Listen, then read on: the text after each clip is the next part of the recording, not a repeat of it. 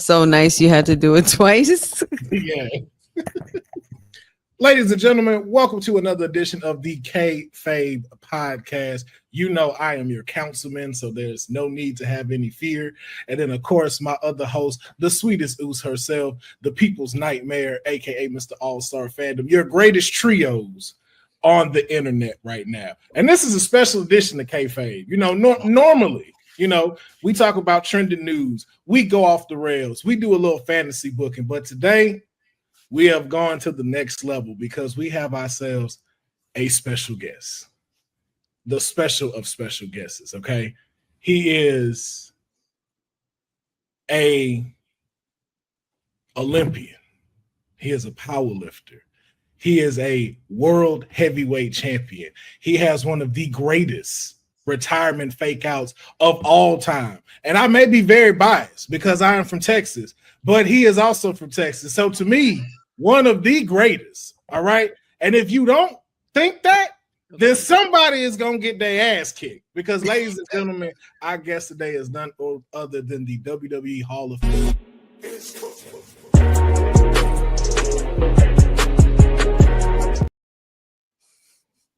I don't think that's incredible right. Ooh.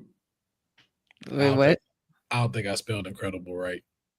I didn't even notice. I didn't notice. I think I may have, but I don't think I did. It went by too quick for me to notice anyway. So I was like, I would have picked up on that shit. So I was looking, I was like, something don't look right with this incredible. I don't know why, but something ain't looking too right. But ladies and gentlemen, welcome to another edition of the Kayfabe Podcast. Thank you for joining us here on this lovely Thursday afternoons and evenings. We appreciate y'all tuning in. We are live because it's a lot of stuff going on this weekend, wrestling wise. We have Money in the Bank. We have Worlds Collide. If you're in the LA area, there's a lot up to do. Summer Game Fest is here. The BET Awards weekend is this weekend. A lot of stuff going on. So we wanted to make sure, hey, we jump on the Kayfabe Podcast a little early. Give y'all that good old wrestling talk like we normally do, trending news, and we got some predictions today, of course, for our Money in the Bank.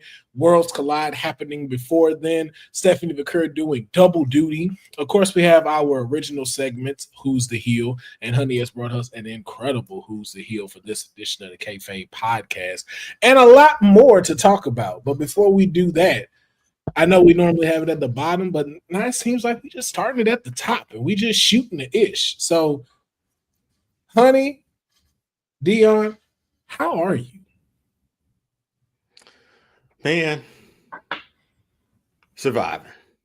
Surviving and thriving, living the dream. Surviving and thriving, living the dream. Coming off a day of hustling in the honey pot. It was a rough day in the office. Glad to be in my favorite office. For real. God, I kind of rushed out of work to be here. Deonne, you know you're wrong for that. What? Almost triggering me like that.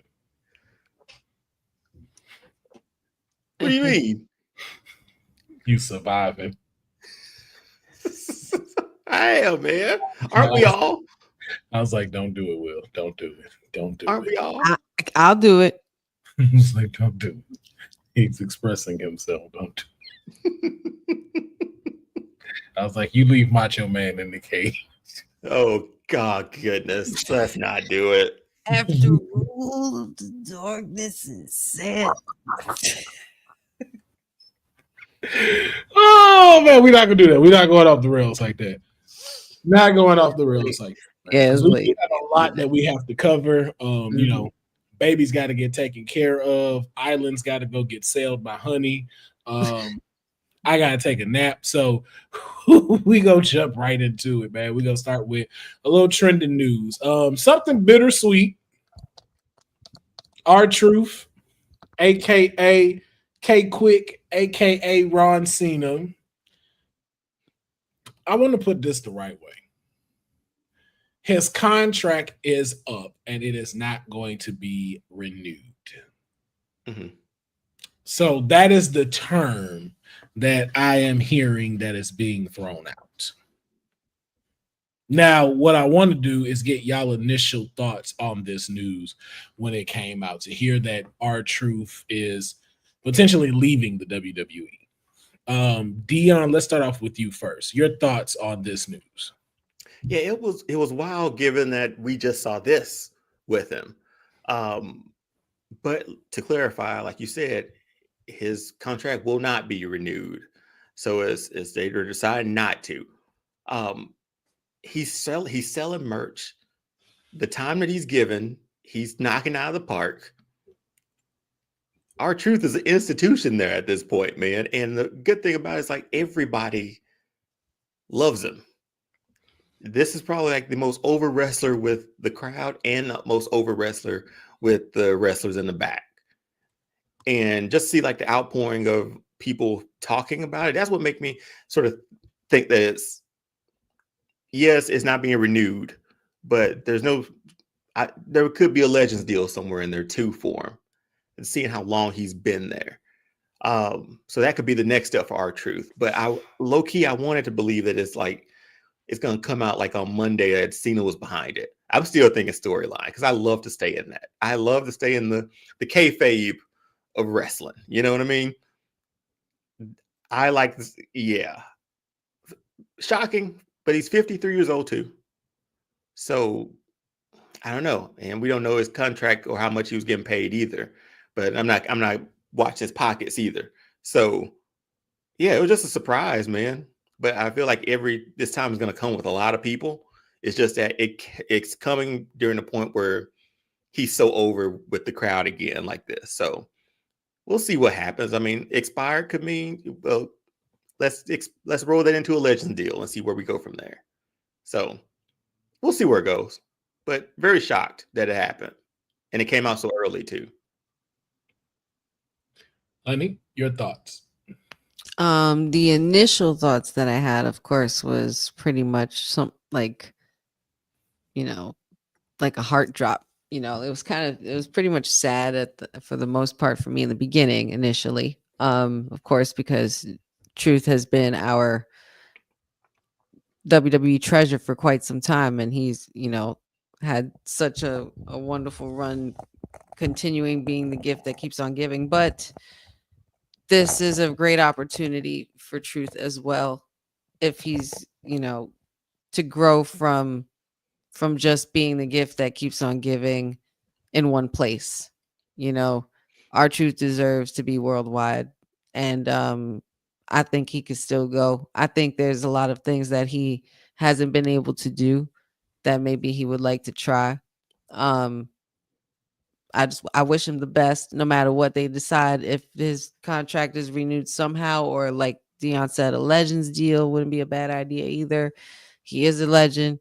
He could get a Hall of Fame ring next year, like, for all I care, like, not for nothing. But he if nothing works out, it's probably for the best on both ends, and it was probably a mutual decision.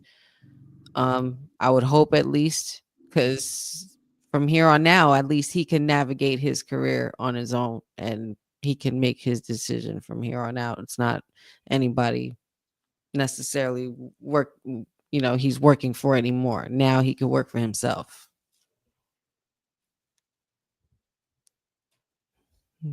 Let me tell y'all why R-Truth finna win Money in the Bank. Let me tell y'all why R-Truth is about to win Money in the Bank. You for real? Man, I'm trying not to get my hopes up about this. Might be story, though. This might be story with that.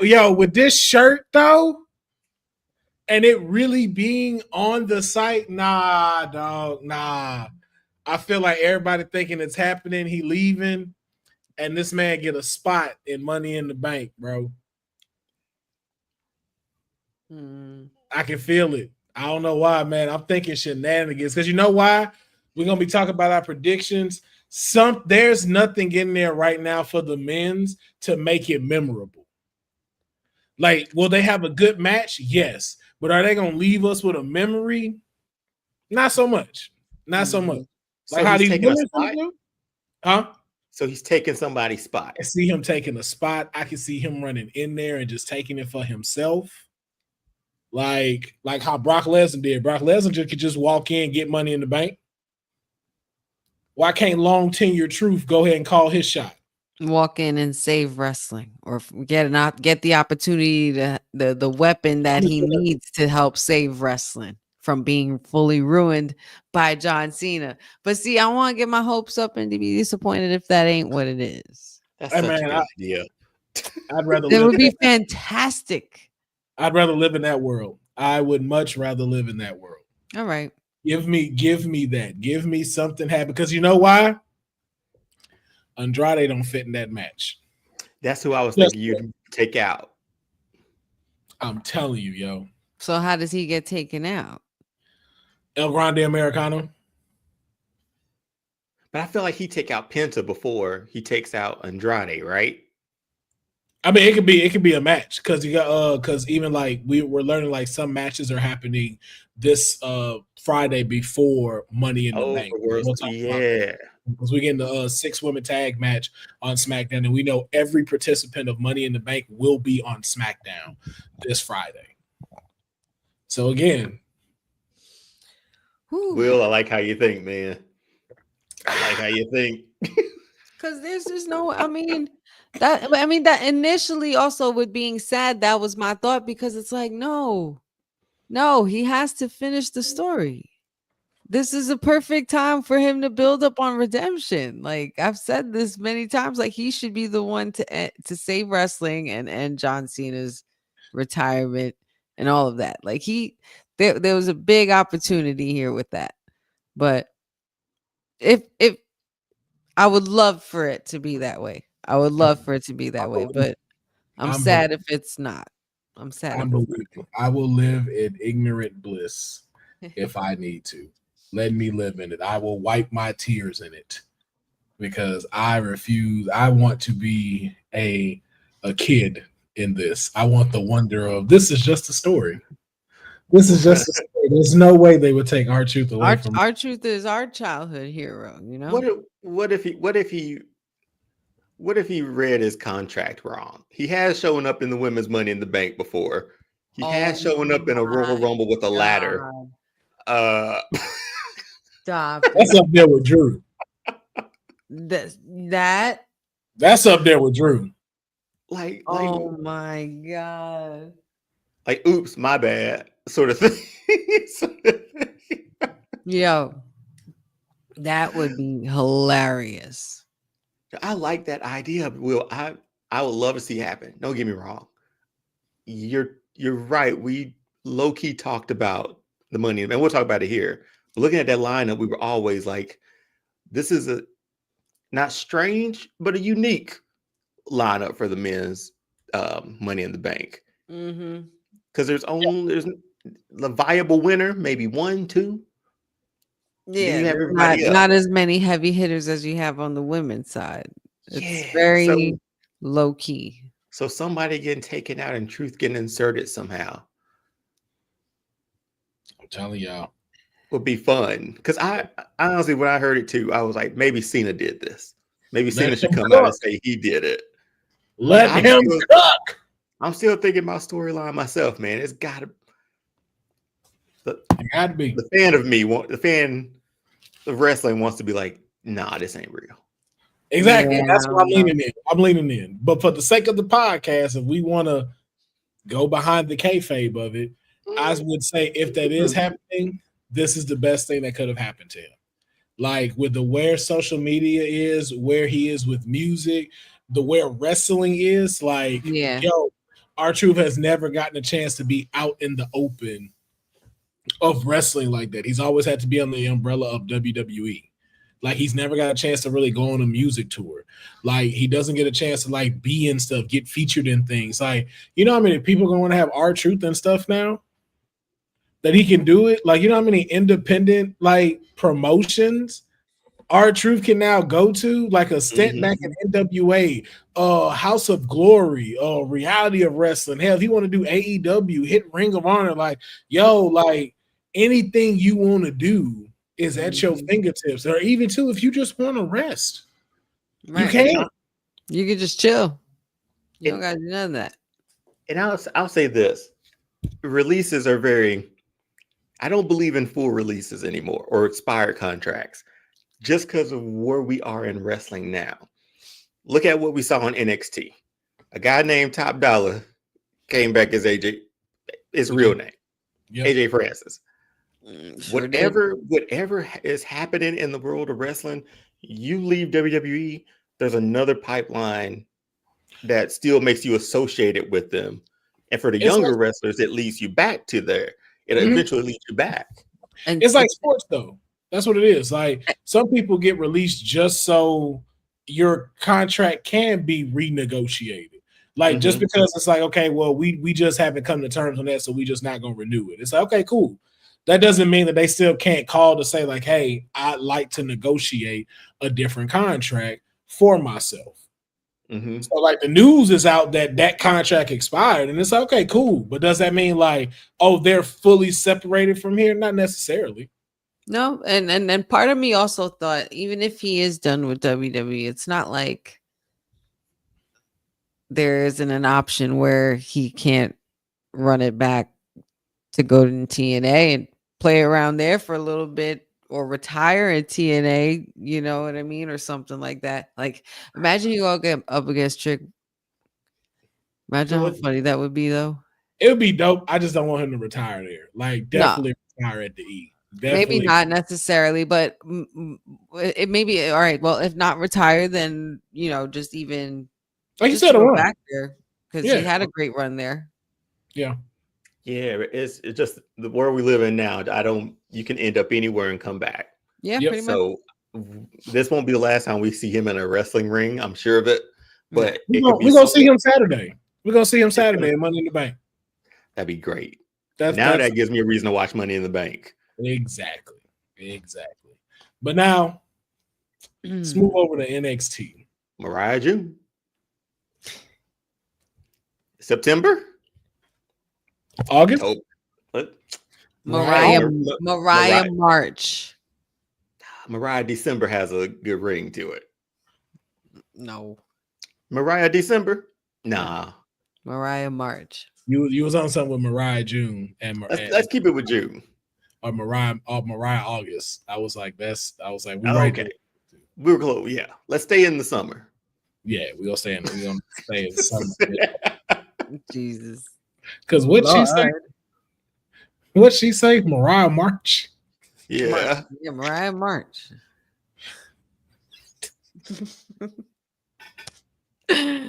I don't know.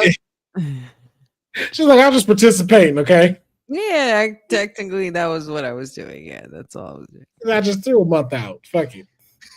Mariah February. So keep going. One of these are gonna stick. There's 12 of them. I got at least 12 options. The only one that really sticks is the former one, honestly.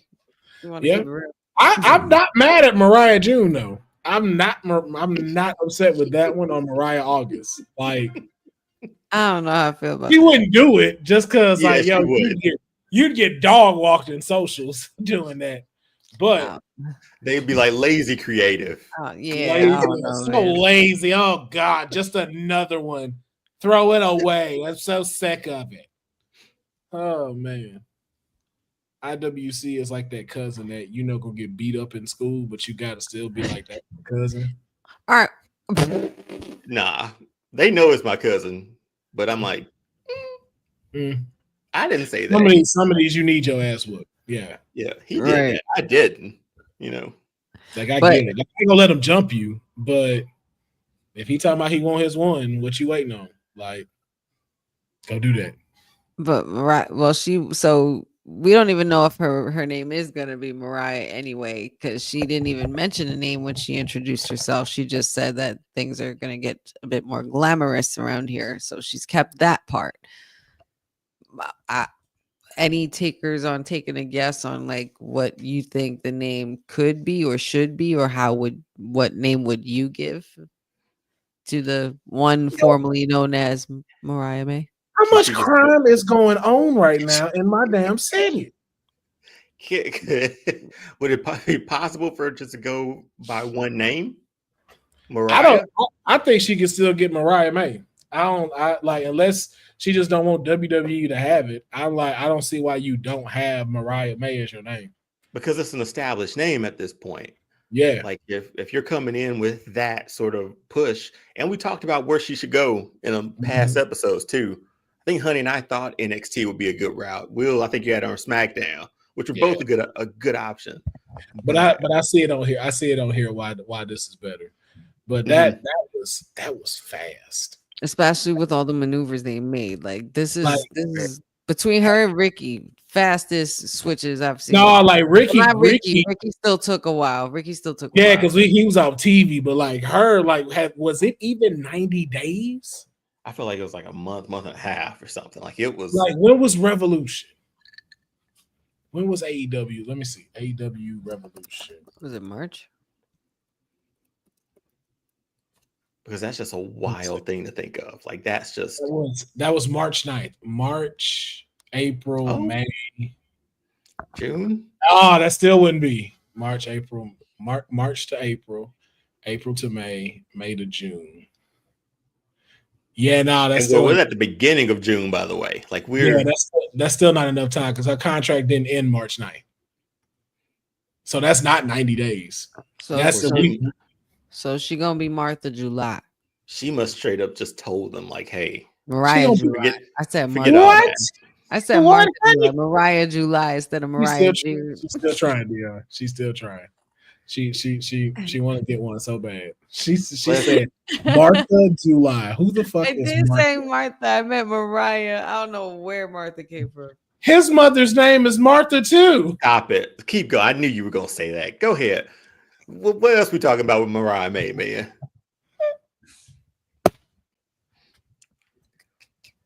It's the wrong show to be bringing that up. A soft spot for you, Deonne. Very. That's his mother's name. I had. Oh my god. Okay. Oh, yo. If I could take out all the talking in that movie, like, and just show me the action, that's a good ass movie, man. It's a damn good movie. It's his mother's name.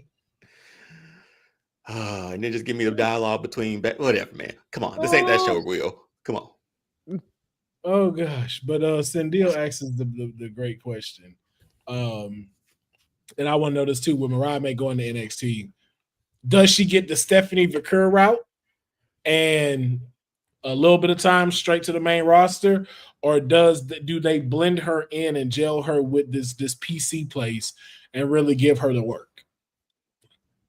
See, that was my initial thought. Was like, are we already time? Is it already time for another side quest with another superstar since we just finished up the side quest with Julia and Stephanie and Jordan?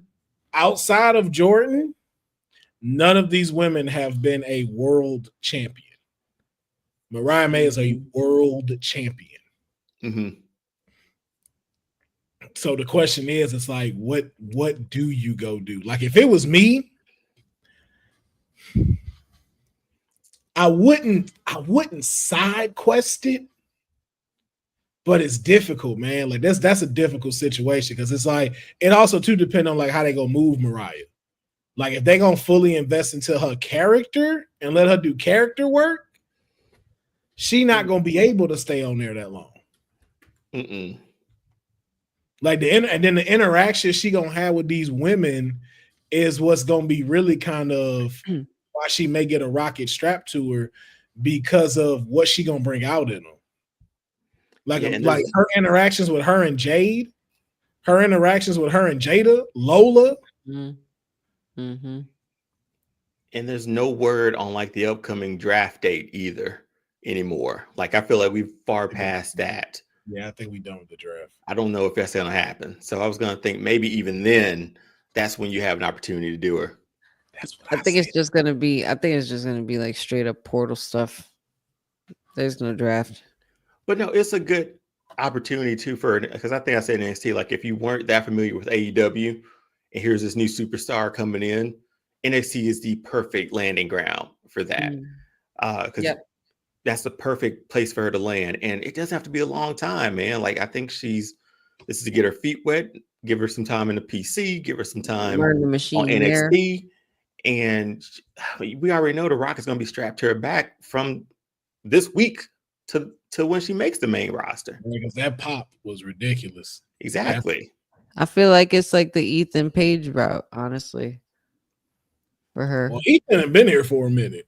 Ethan has been there for a minute, but he's still doing good on there. Like he's a top heel, like in NXT. Like the way they presented it was like she was towering over all these girls here at the PC. Like she's not fin to, get her scrap on with them too, and it's business just picked up. But she's just learning she's going to be learning the WWE way and the machine and the routine over there at PC. And okay, here's me and Deal having a conversation. Here's a question though. Is the roster on SmackDown too packed for her right now? Nope. She fit in perfect. You don't want to get lost in that shuffle, man. They added. The thing is, you wouldn't. You got to think about it. Naomi's on a run. You can't take that from her. Jordan Grace, did she end up there? Julia's there. She'd be a worthy contender for either championship for Tiffy. You gotta remember, there's not a lot of women like her on there that's character driven. Like Bianca's hurt, Jade is good, but they still like they're kid gloves coddling Jade, and kid gloves with her. Nia Jax can only do so much. Alexa Bliss hasn't heated up yet, like so they're keeping her kind of like how they treat Brock Lesnar. So it's like she hasn't really gotten up yet. Like this is the perfect time to slip her in within 2025 because you need something like that because she's what Chelsea Green is trying to be, but not as funny. And I don't even mean that as in a bad thing. Like Chelsea is in her bag from the comedic standpoint, but you need another big personality like that. That's dangerous. Yeah, definitely. And we know how dangerous Mariah May gets. So you got this glamour, but you also got this grit with her. Because to be honest with you, that's kind of the one thing my client be missing. We just ain't seen that aggressive side of her. Like, keep talking to me like that, and I'll show you what this Barbie can do. Yeah, it's to take the pretty off of her, right? Like it's like Shawn Michaels going against Mankind. All you gotta get dirty. All you got to do is refer to Mariah's last match to know what she's really about, or even her whole feud with Tony. Yeah, so that's why I say like nobody's. She's up there. She's up there with it. She could definitely perform that. But I get it too. And then especially if you are changing her name, then NXT is the best place to get that wrapped around for people to understand. Yeah. So I get why they put her there. I get why they're having her go with that route. But I think she is big enough to where she's not gonna be there for long. No. Because I was even trying to think maybe she gets the Rumble nod. You know what I mean? Like she'll definitely get but I'm like, we got SummerSlam before then, and no telling what else might happen between SummerSlam and Rumble. But still give her time to cook in NXT. Yeah, she's main roster for sure. Quickly, it'll her journey will write itself. As long as she's able to stay on task and stay focused, and she's right where she wants to be. Put in the work. She's gonna be just fine. That's it. Give her a 6-month run. Her moment. Give her a 6-month run. Let her be champ for a little bit. Then go into that Royal Rumble, and then see about moving her up. Because I need to see Mariah May in the Elimination Chamber next year. Ooh! Like ain't nothing stopping me from getting to this. You paint a beautiful picture, sir. We out here. But welcome home. Worthy of a Hollywood ending. Yes. Yo, and she okay, so I don't know who has that. If it is Mariah May or Toni Storm, but she should definitely bring that over. Like we needed, like, or if not, someone has to do another Hollywood ending match. That has to be Some form of it, like back in the day to yeah, those that has films to where be a thing now. where she's brushing her hair in the mirror and it's all sparkly and glamorous. It's like Yep. very fantasy like, and she's wearing the feather boa robe and everything like that. Like glamour. If that's what you're gonna bring and that's what you're predicting, that's what it needs to be. That's some real stuff, yo. Yes. And that makes her unique than anybody else on the roster. Exactly. She get down and the total opposite of what her gimmick is. Yeah, she's different than. Like that's how you stand out. You like Special Little Nobody said. She looks glamorous, but wrestles like a horror show. Nobody else does that. That's why I'm not she's not gonna be there that long. But welcome home, Mariah May. Ladies of the Mariah maybe ladies of the NXT roster, just watch for this shit. Yes, indeed. All right, let's get into a little bit of this Smackdown happening I see tomorrow. on the graphic, man. He hasn't been here since how long he been gone? WrestleMania. So is this still not the island of relevancy? Man, how long Cody been gone? Hey, I know he's back now. You want me to put Cena right here? He been there more than he has. Put Cena. Put Well, Cena I- the moment. Sorry. All Sorry, right, I we'll feel put Cena the moment he kicked Cody. Then for the I next. feel a certain way, man. I feel a certain way. Roman should be on the show more, man. But it makes him special because he's not. He was wrestling for 4 years straight. Let that man get a break. He'll be back just in time for Money in the Bank to stop Seth. Yeah, let that man get some rest. But we'll talk about that. But later. you want people wrestling till they 90, so that's why you don't care. You don't care. Wrestling till they're 90. You get your ass back in there. That's what and be president. and be president. Passing executive orders to be in wrestling. Yo, like I just miss him so much, man. I just miss him. Crime should stop at 7 p.m. Like, I feel like you should not commit crimes after 7 o'clock. Because why these fucking sirens keep going? Like, I ain't heard this all day. It ain't till I click live. It's like showtime. Yeah, we were on like what, an hour before with you. You didn't hear nothing. Didn't hear anything until I hit live. Now everybody named mama committing crimes right now.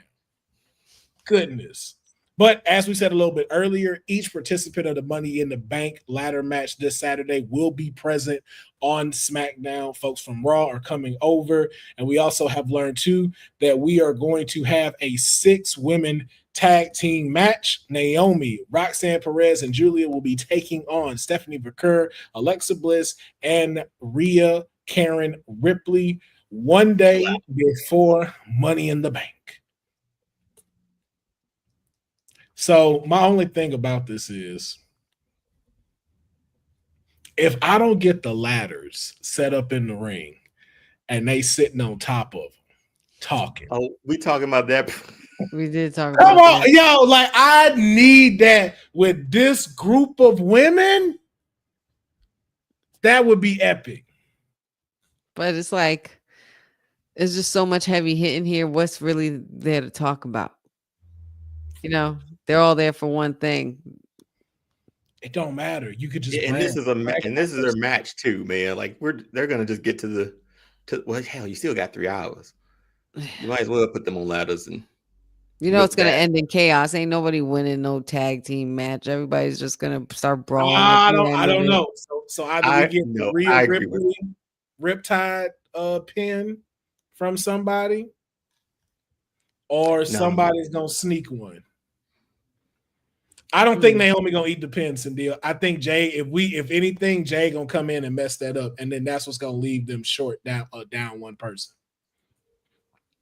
Because you can have because Julia and Roxanne have worked together, and we know Julia will probably get distracted with Stephanie, and then that's gonna leave Roxy with Alexa and Rhea. So most likely Roxy is gonna. I can see that. And if not, she gonna curl up and steal one. So she either curl up Alexa Bliss or she gonna curl up Rhea Ripley. But Stephanie ain't eating nothing. Stephanie is not eating no pin. Oh yeah, I know. She ain't getting pinned for 3 of them. Well, Yeah. she just got it, but it's gonna be a long time before she gets pinned again. A very long time. Not happening. But this could still be fun though. This could still be a fun one. This Sort could of be a a lot. teaser. But this reminds me of like the old like shows before pay-per-views. Like if they're in a match, let's put them in a tag team match. Also, Yeah. Sean, Let's just create some chaos just Yeah. to kick off the weekend. Yeah. Boza states, I'm not sure if this match will actually happen. It came across my Facebook. Oh, I saw that too. I saw the stalking stuff. Yeah, I saw that with Roxanne Horrific. Perez. With Roxanne Perez. Well, somebody like put her address or something out, right? It was something like that. And like this person stalked. She's being stalked. Is it the same one that was doing with Liv, or is this a different? No, it's a different person. They caught the guy that was at NXT. Yeah, man, this is bro. I don't know, man. Yeah, man, that's freaking awful, man. I'm posting it. I saw it too. I was like, why this? I think it's just this. I don't know how, because I have not been. I went for a walk. I just started walking again, and look, already results just by going outside once. I'm trying to train for a 5K in September. Oh wow. Okay, Deonne, this ain't about you. This not about you. Sorry, my bad. Continue. I just said I finally got out, start working out again. Continue. I thought we were giving and here he come. I'm training for a 5K. I can't. Okay, sir.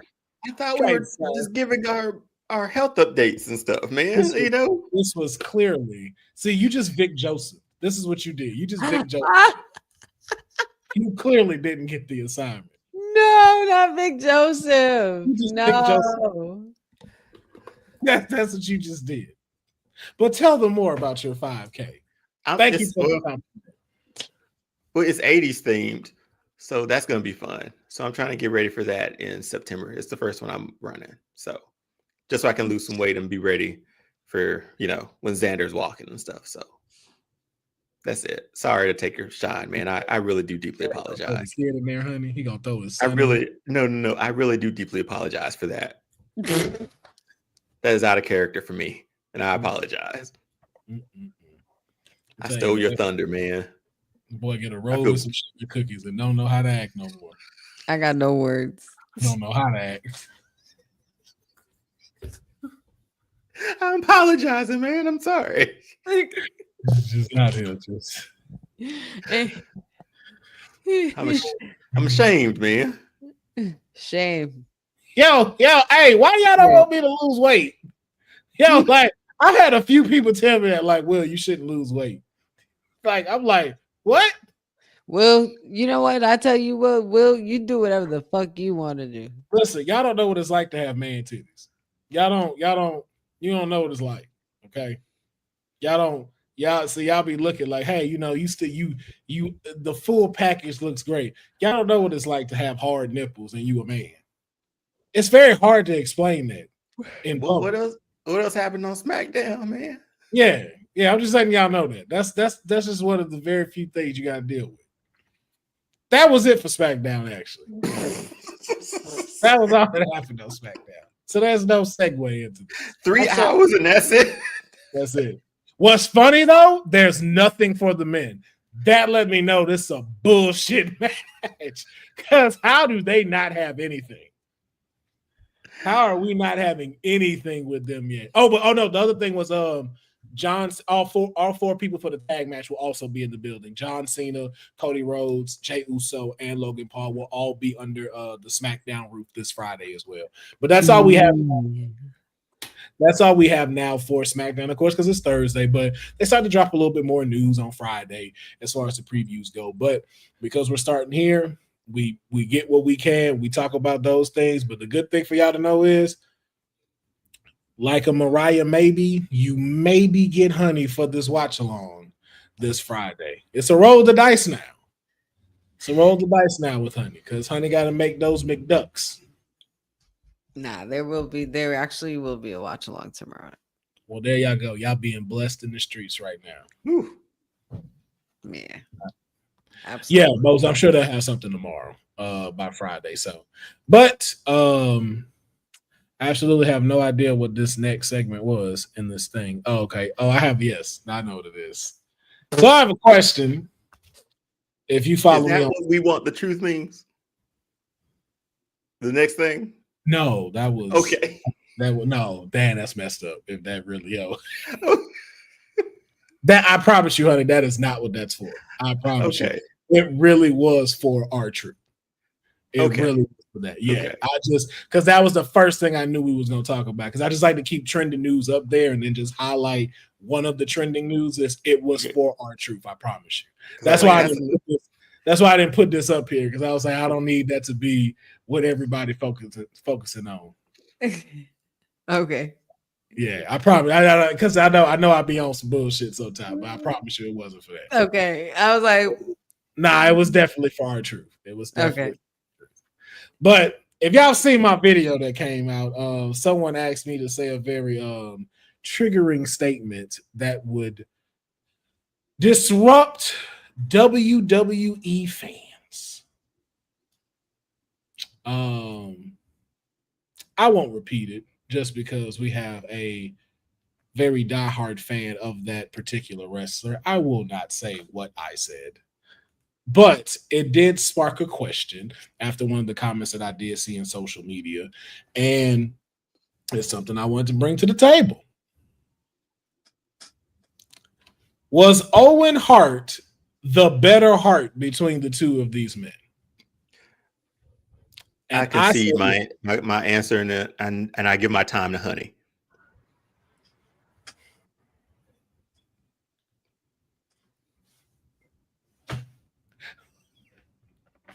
Why do y'all do this to me?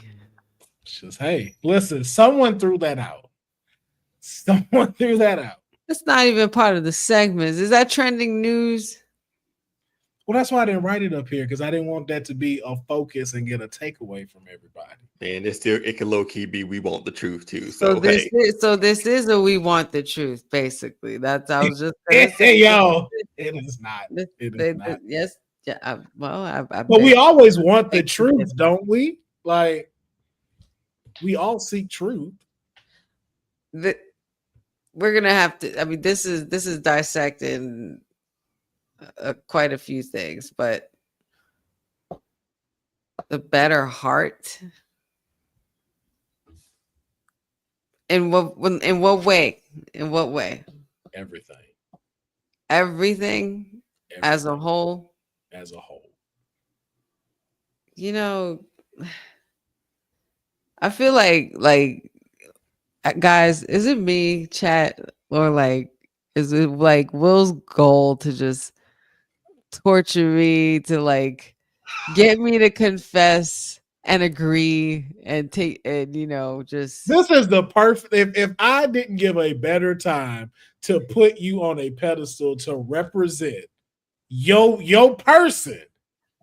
I've given you the shot to go like, yo, let me tell you why this is some bullshit. I'm not sure what more else I needed to say that I haven't proven in episodes prior. Like I think that I mean obviously Bret Hart and I would say that Bret Hart is the better Hart in this case for me personally. If we're talking about everything, I mean he is the older brother.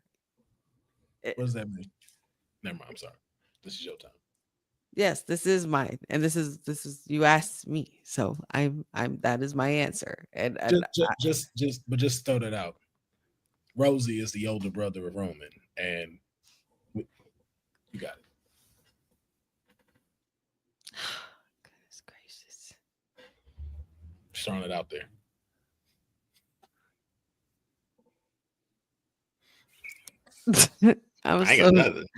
I'm so sick of this. I'm so sick of this. I just think of that Jesse from Breaking Bad. He can't keep getting away with it.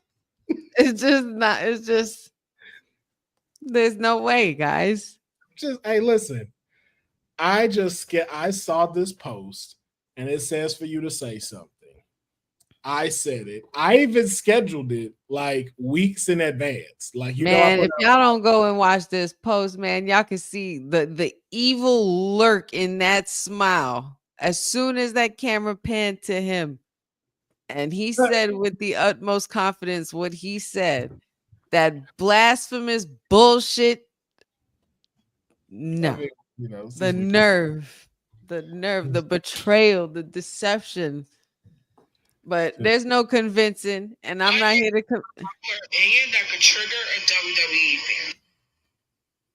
Bret Hart is the middest there is, the middest there was, and the middest there ever will be. I stand on that. What is an apocalypse? And that's fine. He could do that if he wants to, but he knows what he's doing. But someone brought that up in the comments that Owen Hart was the better Hart between the two. I didn't come up with that question, but it made me start thinking about it because of what was being said in the comments and everything. And to be fair, I did defend him in certain cases. One, some people were calling him trash. I was like, first of all, never going to call him trash because he definitely was not trash. Never going to call Bret that. I was like, but in some cases, I say, yo, he is one of the greatest in-ring technicians of all time.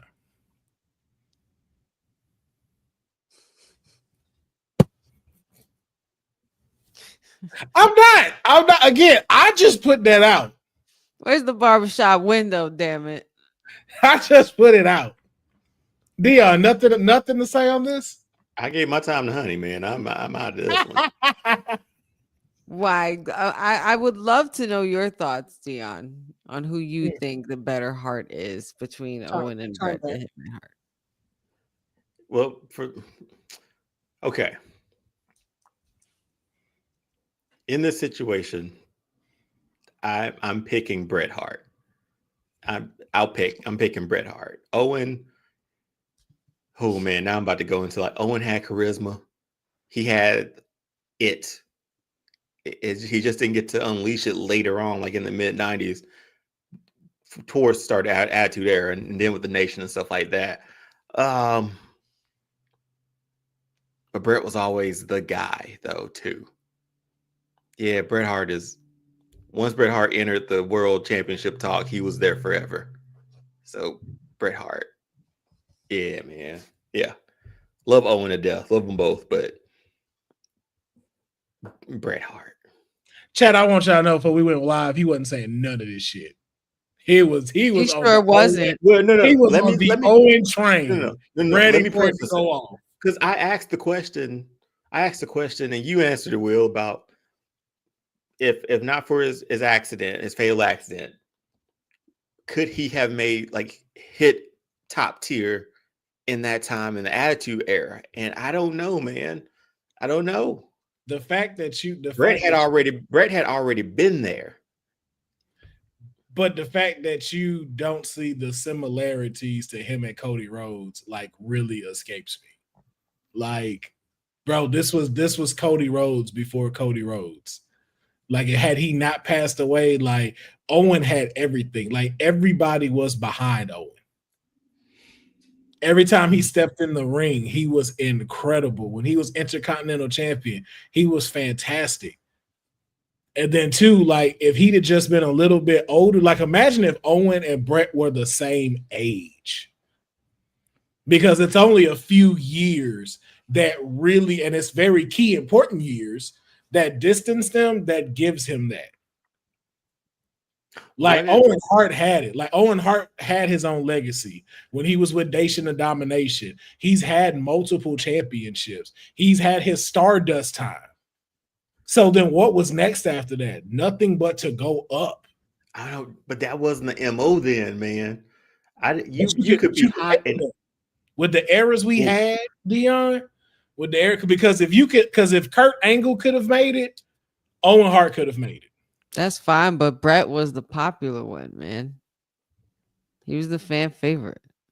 Yeah, man. There was still some about he was the fan Bret Hart. favorite. You could talk about his personality. You could do all that, but his heel run with the foundation, that's where we actually saw Bret Hart like show some personality, and he had it. And on top of that, I remember more Bret Hart matches than I do Owen matches. No disrespect, but Oh no, I get it. And Owen might be the king of hearts, but I do recall Bret Hart going against 3 people. Didn't he go against 3 people to get King of the Ring in one night? I don't know if Owen did the same thing though. Yeah, it's still Bret Hart, still, man. It still is. I always say this, like we Because talked if before. that's the case, why wasn't Owen going toe to toe as often as Bret was? Like when it came to like guys like in the big leagues like Shawn Michaels or Taker or any of them. I feel like at the time he kind of was a bit. He was, and it was. He had matches with Shawn. He had matches with all of them. He had matches with Austin because remember, he the one that almost ended Austin's career. Well, he did. Yes, he did almost end. He was fighting all of these people. That's why I was just like, I hear what y'all saying, and I'm just like, what are y'all talking about? But we just went down that over the edge main event and co-main that was event, it. Man. And then what messed it up again was kind of the same effect that Bret was having. Was there's this small pocket of the Attitude Era where it was Rock, Stone Cold, Triple H. None of these cats who were like had that in-ring capability, like a Chris, that guy, Dean Malenko, a whole bunch of, like even Eddie Guerrero during that time still had to kind of find his pocket of what he can do. There were just a lot of guys like him that wasn't the showcase for the world title picture. So he had to be somewhere else. But in that mid-card title, Owen was killing it. And then we started flipping into these other things where you saw a lot of wrestlers taking hits and then getting these dumb gimmicks. Like, remember, man, we got Snitsky kicking a fucking baby. You wouldn't have Kevin Owens if it wasn't for Owen Hart. So that's why I'm just like, I hear what y'all saying. But let's not act like Owen wasn't having no rocket launch career, had a little stint of problems, and then Bret had a great sprint. And then what happened? Well, we talked about it before we went on, man. He retired October 26, 2000. And WCW run was not it was 2000. Dog, Owen passed in 99. Yeah, I was gonna say it was 99. Owen passed in 99. Bret retired in 2000. So you see why I'm saying, like, had he stayed alive, it would have been interesting. We'd be having a different conversation about both these men in a different way, for sure. Their careers would have totally went a different route. Well, Bret's probably would have went the same. I don't think so. I think a lot happened with them, man, with that. Losing Owen, losing Davey, too. What's the next segment, Will? Because again, I'm bringing up the screw job. We're bringing up attitude. Like his attitude. Oh, okay. Well, his attitude would have been why that would have probably still happened. Because that's the only thing. That's the only thing that always has bothered me about him was like, you're so good, and for you to not find your place in how this new form of wrestling is turning is so disappointing. Because he could have stood out a whole lot more. Yeah, and for people like Honey, these folks that do support you, that really rock with you, it's like, yo, bro, you really not going. Again, you don't have to agree with it. That's the thing I didn't disagree with him about. Like, if you don't like it, like, I'm not finna knock you for expressing your opinion because some of the stuff is a little bit silly. Right. But it's like, bro, like, you are smart enough and capable enough to find your place in this. And you kind of just said, fuck it. Because, like, even too, I'll just even throw it out like this. Imagine Bret Hart in the Raw as War intro in the leather jacket with pink. That shit would have been hard as fuck. During the Attitude Era, leather jacket, all of that. And that's on my WWE universe, I play around with it. Like I make WCW didn't happen. Like Hall and Nash didn't go to. They stayed as Diesel and Razor. Yeah. Bret Hart stayed, And I just play those universes of like, how would he Bret Hart fit? didn't threaten to take the title when he left. How would they fit within the universe that they left? And I mean, he felt like a glove still. But you just got to embrace that other side too.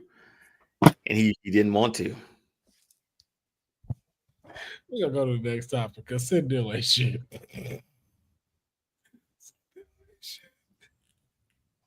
I can't.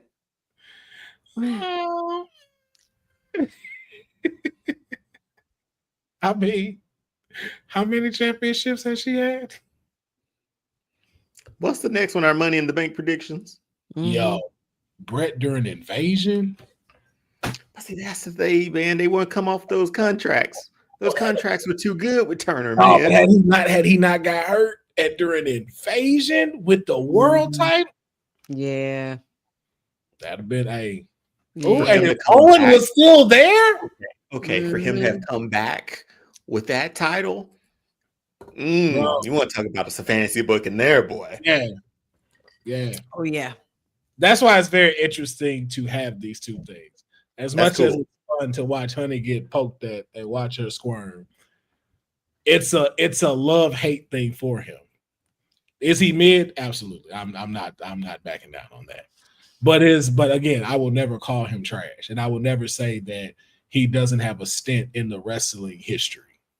And I will never say that Bret Hart and mid go in the same freaking sentence. Well, it's not top tier, and we've already discussed that, and we know he ain't there. So I guess you're going to have to find a new category to put him in. Is he mid top tier? Mid. Or is he top tier adjacent?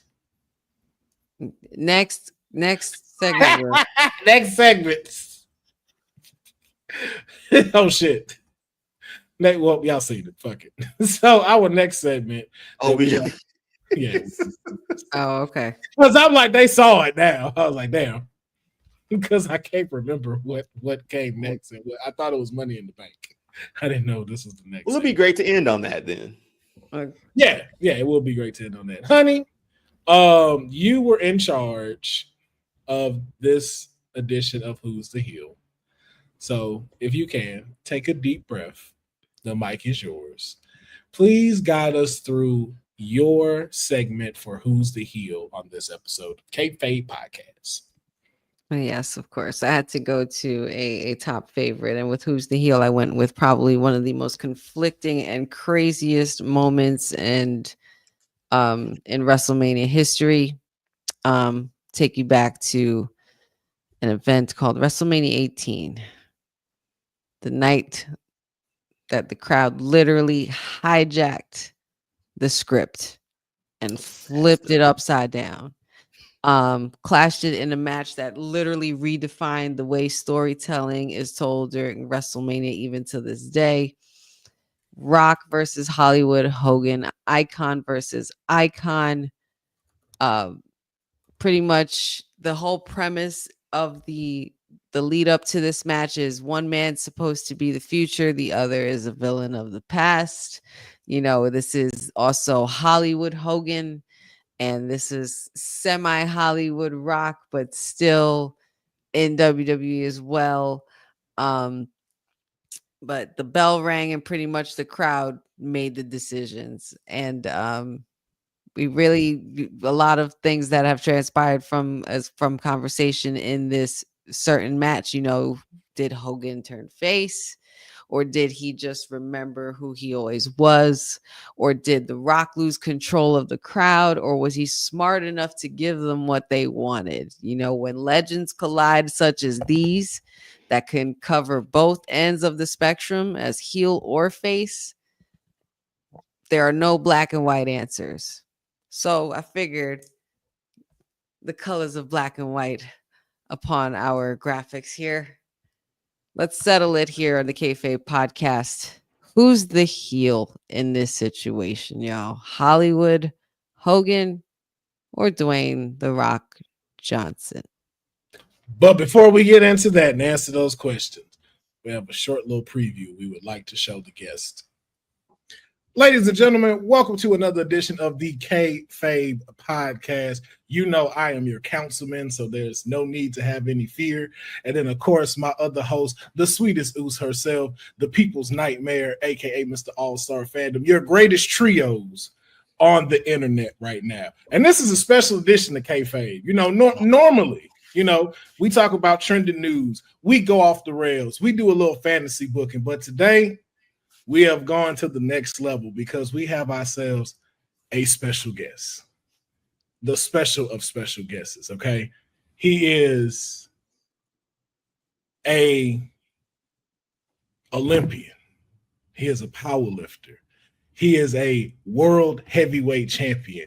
He has one of the greatest retirement fake outs of all time. And I may be very biased because I am from Texas, but he is also from Texas. So to me, one of the greatest, all right? And if you don't think that, then somebody is going to get their ass kicked. Because, ladies and gentlemen, our guest today is none other than the WWE Hall of Fame.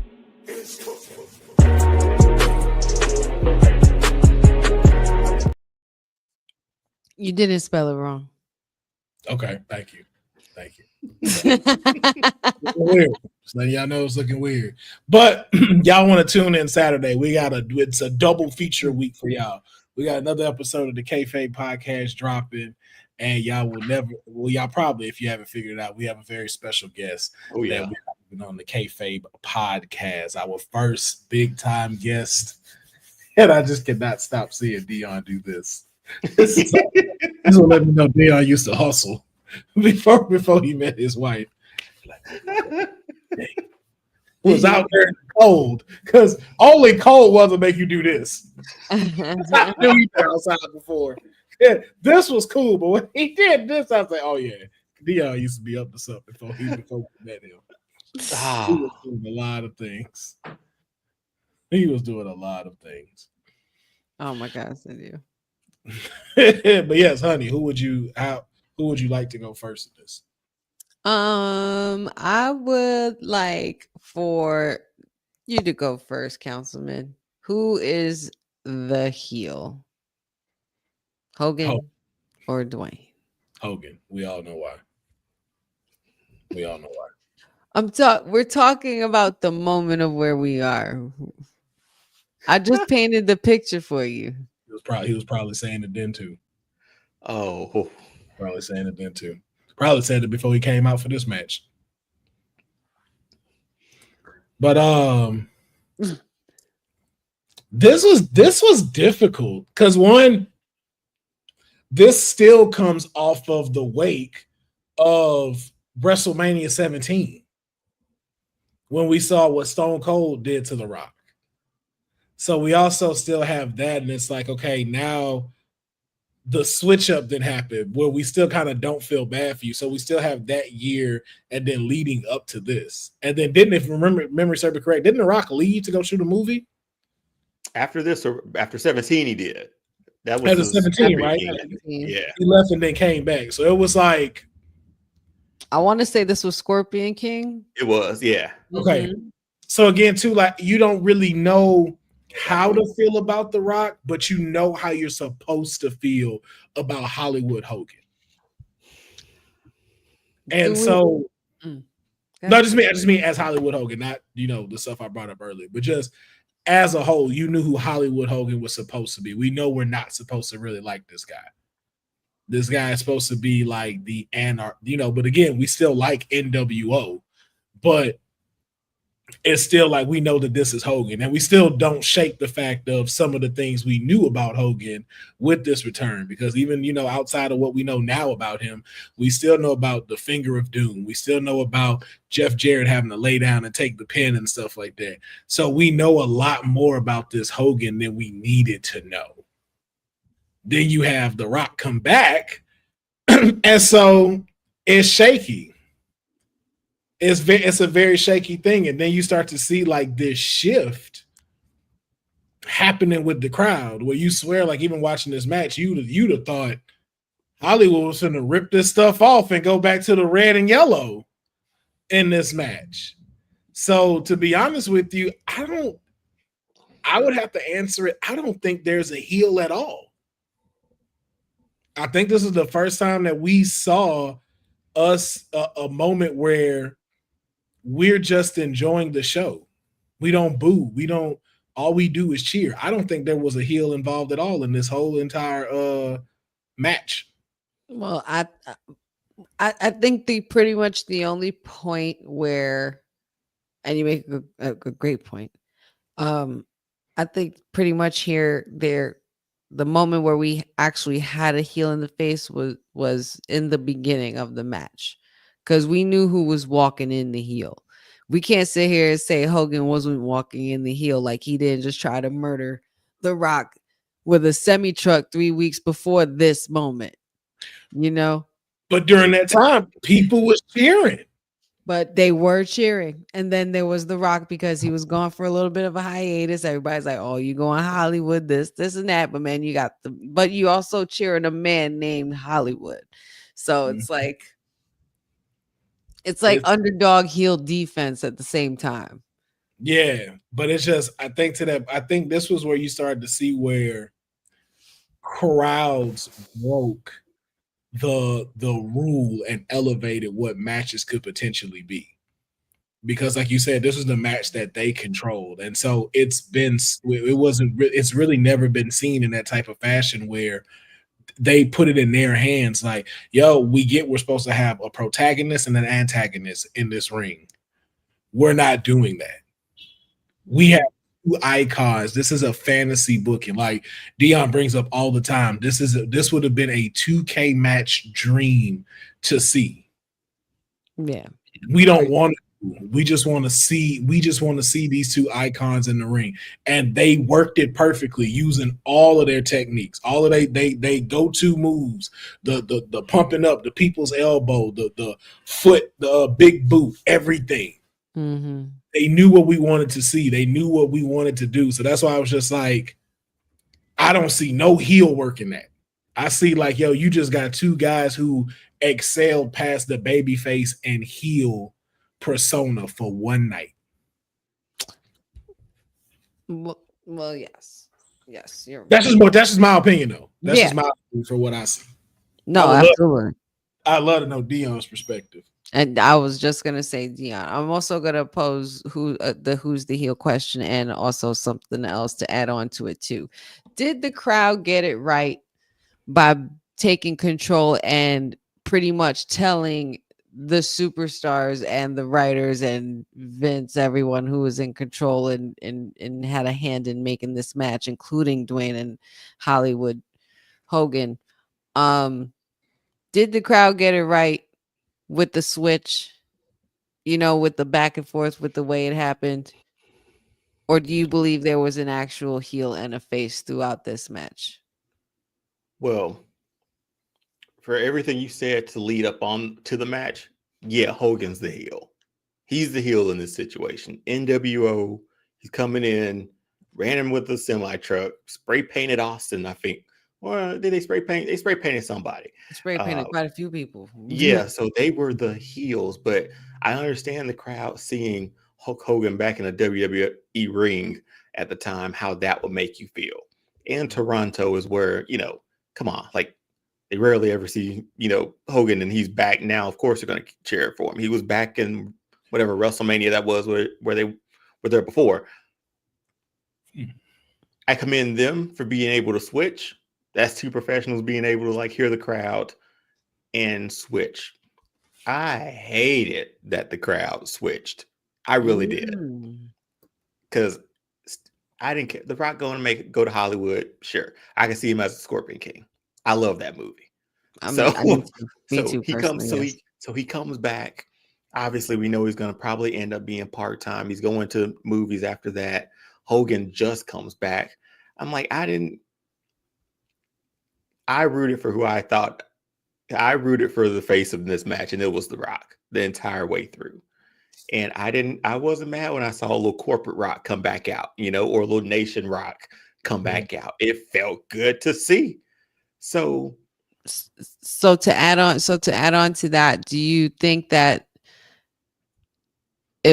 with the switch and them turning on The Rock a little bit to the point where they had to pivot a bit, and The Rock was doing heelish things in the ring. Do you think the crowd pretty much catered to who they were growing up with? Yeah, it was a nostalgia thing. It was nostalgia, not necessarily storytelling. Because after that, they went on a nostalgia run with Hogan.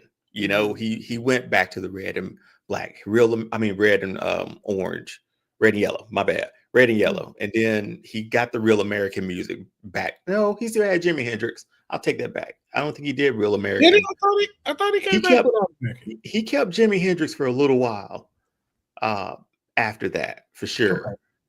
But I don't know. They took it upon themselves to turn the match and flip it, and it was a nostalgia act. So that's exactly what Hogan started doing. He hulked up.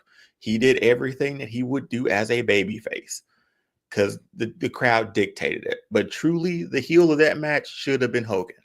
But on the other side of that coin, a year later, thanks to Toronto, we get The Rock as Hollywood Rock when he goes back to Toronto. When he's finally, The Rock has come back to Tehran to run his mouth on all your candy. It's like that Rock. The fact that he stood in that ring that night and said, you know, maybe you want to hear what The Rock has to say before you decide to boo him or not. He essentially made them pick whether he was going to go heel, full heel, or babyface that night. But he still insulted. Thank you, Toronto, for that. I'll say that much. But no, man, Hogan was the heel, 100%. Very nice points. Nice points, guys. Also, imagine a black dude with the song "Real American." Imagine a black wrestler you having that song instead. Hey, that dude who wrote that song or sang that song, he passed away last week. Oh wow! No way. Yeah, I think he passed away last week. But if you listen to the lyrics, hey, is it not talking to us? I will admit the slow version at the beginning that starts. I like it, man. I like that part. It's like he just whispering, and then you know the beat comes in. I am a real American. It just slow with it. But I'm more than happy. But I'm more than happy to play the Hollywood.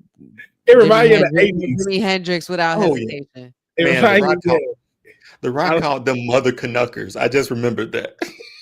Oh, Mother Canuckers! Stop. I'm telling you, man. That if y'all never listened to like Real American fully through, go listen to. That's a tough song. That's Papa was right.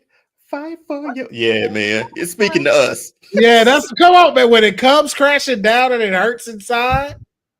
Oh, you hurt my friend and you took my pride. I can't be a man. I can't let it slide. I am a real American. Like, yo, imagine a black dude coming out to that.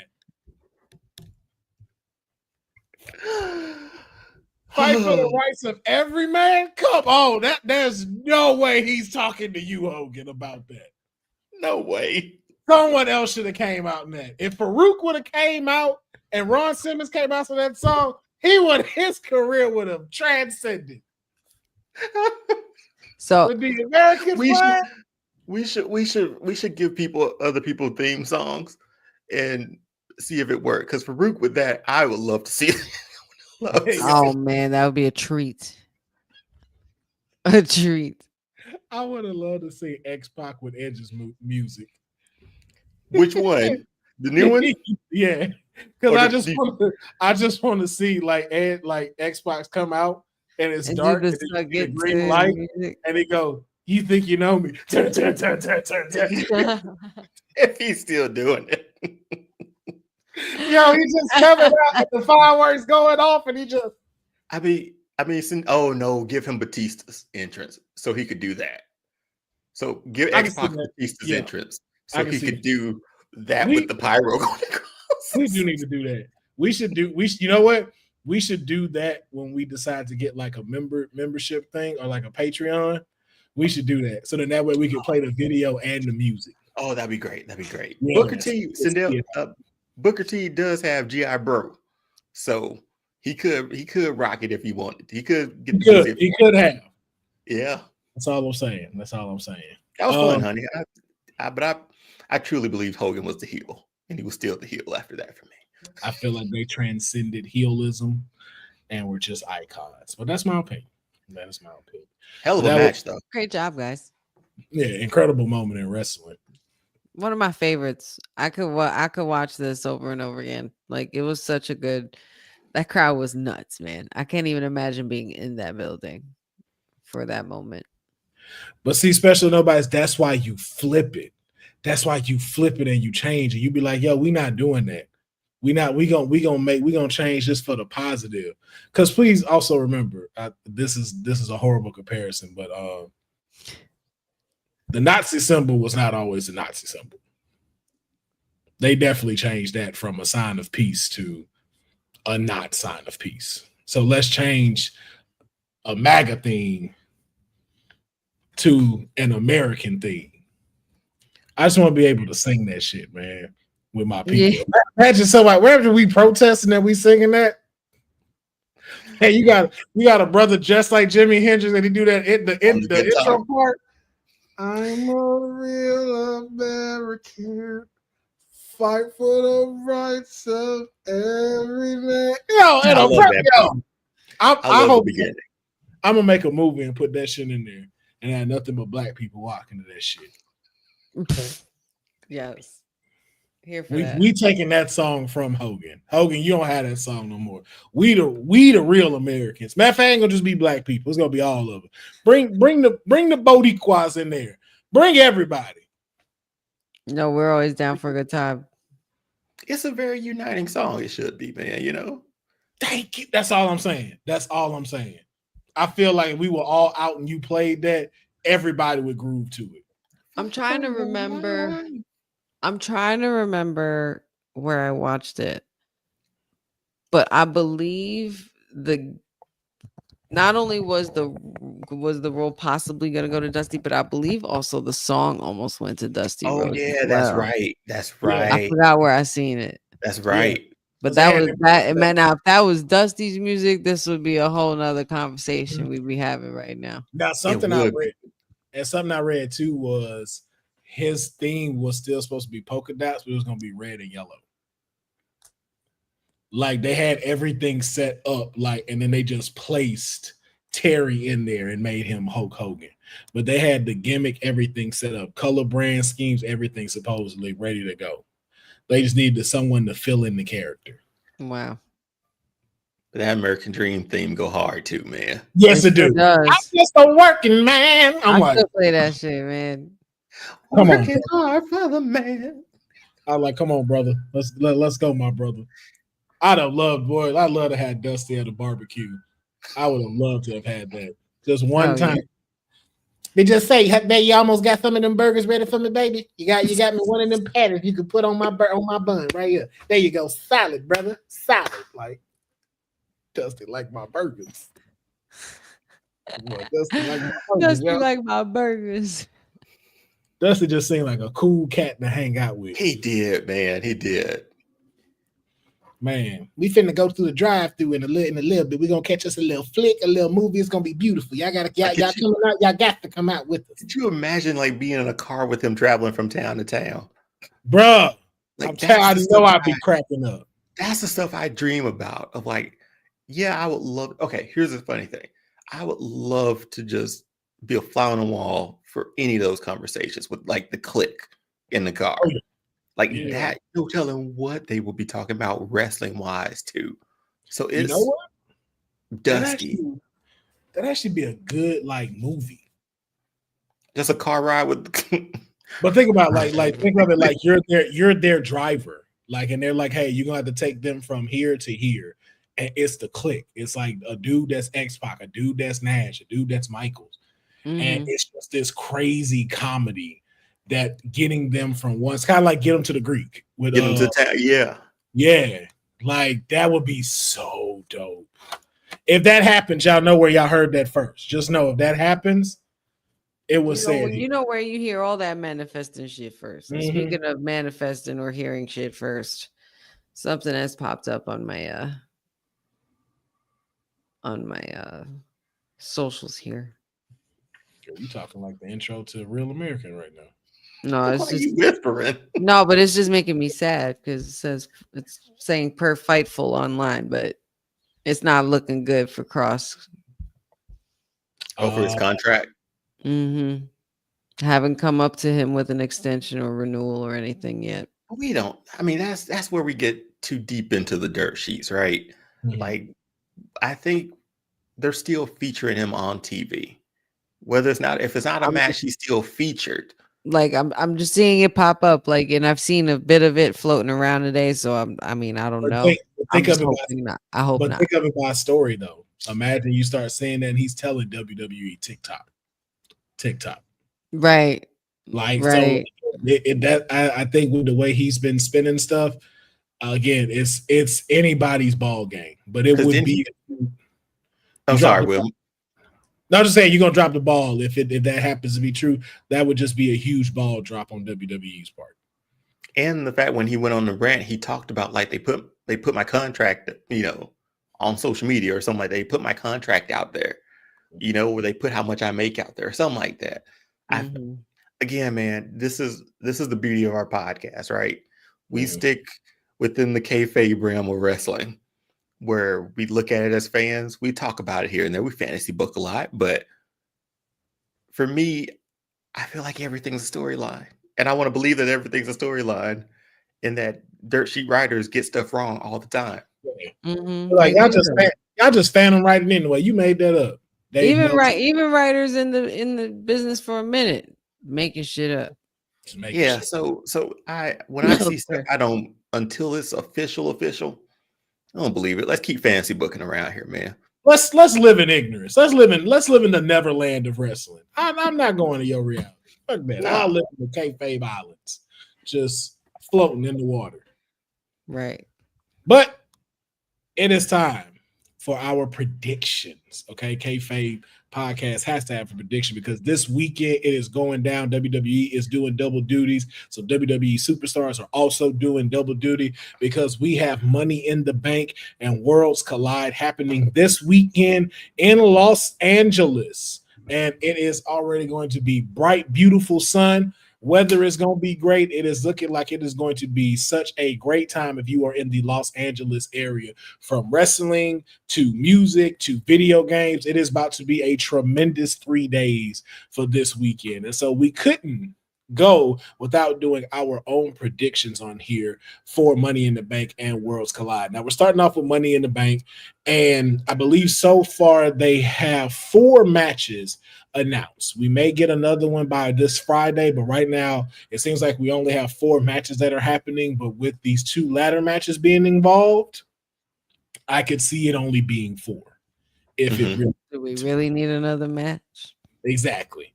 So let's start off with the one I feel is going to be the opener because why would it not?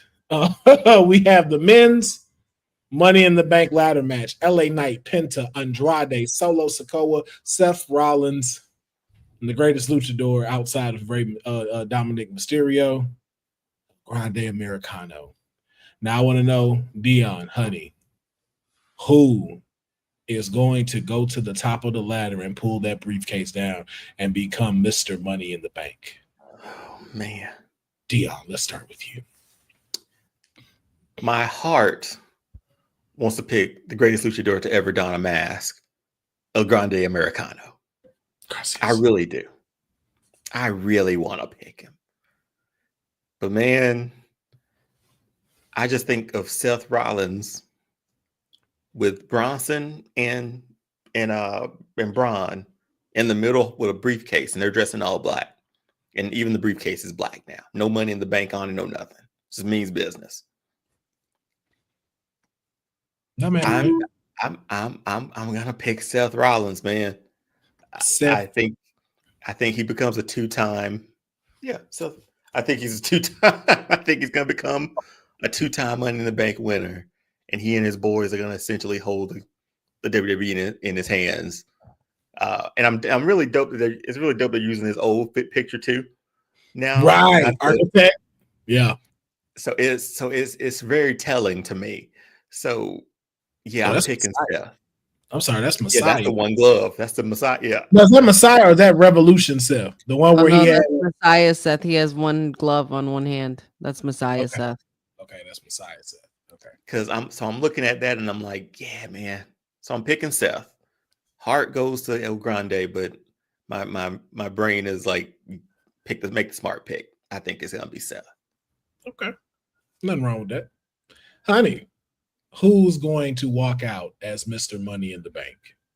Seth freaking Rollins. That's it. That's it. Like, isn't it obvious? Yeah, Solo could really Solo use could, it. but his cousin's about to dog walk his ass. Yeah. For me, there's only one person that's gonna win this. All right. There's really only one. You did say. Let's do this. We want the truth. Who's he taking out? It don't matter at this point, honey. This is how much delusion I'm going in. All I know is when it's all said and done, our truth is walking out with that briefcase.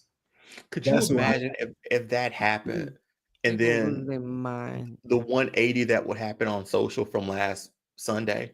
Yo, that's going to get the biggest pop of the night. And it continues to go to show you that everything John Cena says is true. We ain't shit. Mm-hmm. We living in it. Thank you, Cena. But if that don't happen and we got to be in reality, LA Knight is winning Money in the Bank. Finally. LA Knight is getting it. LA Knight is finna be LA Knight, Mr. Money in the Bank. Because you sort of think he's been middle. Oh, I didn't even think about that. Because think about it. Solo has to deal with Jacob. And that's why you would need. And the thing is, Solo has not won a singles title. It actually hasn't won a title really since he's came up. So we need to see what he can do holding a title, which is why you're going to put that between him and Jacob. You have Seth with the muscle, but you also have other people that can interfere in this thing. So you still got a Sami Zayn lingering around to help with interference. You still have and then again, somebody else could jump in. I'm not sure who, because I know the other two are involved in the match. But El Grande Americano is going to cancel out Penta. And then the last one you really have is Andrade, who has no real connections with pop going on right now. Yeah. But being that him and LA Knight are on SmackDown, I feel like something could stem or start from there. To where one of them, I don't think LA Knight needs not for Andrade. LA Knight got, because again, LA Knight just wrapped up the US title. So how do you make it smart for him to go into the WWE picture, give him Money in the Bank? Because now you also give him the affordability to go after either title. So you can leave him alone with the Cena thing, and he can go after the World Heavyweight Championship against Jey Uso. We don't see LA Knight as an Intercontinental Champion. Why would he go from a mid to another mid? Oh, I don't know. I'm just saying, just to go for all the belts. I'm just saying. No, I think he's been right there. I was like just generally asking y'all.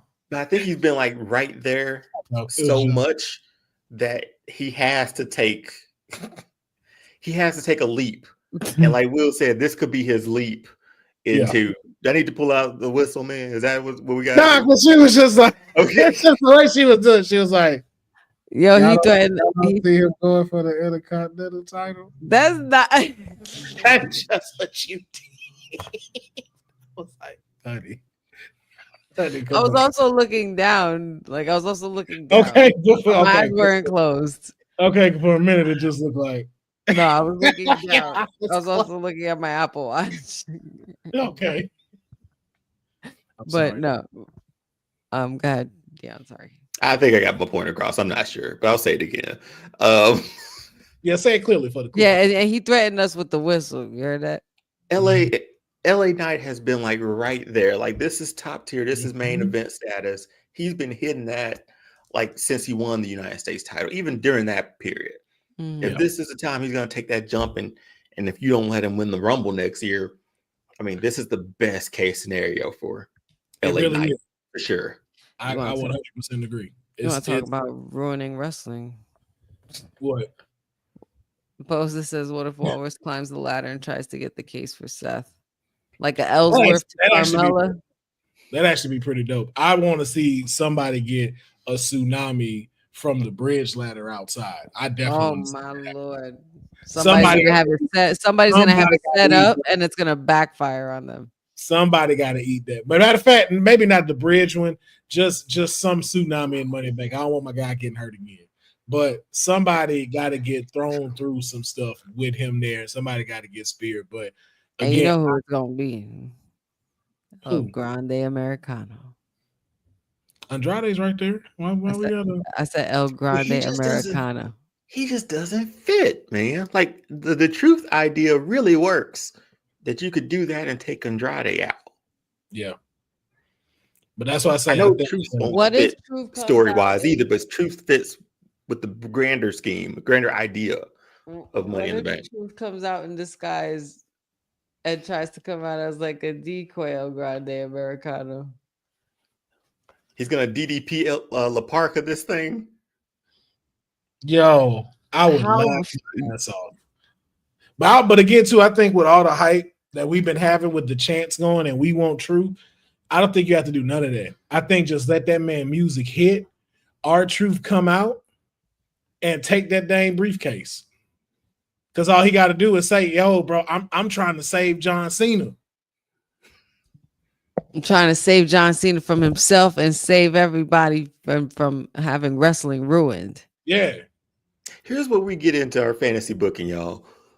We make it so we want to think that we want to think that it's so second level that when it don't happen, I'll admit many times I sit there like, man, my hopes were high for this. You know what I mean? I'm punching the air.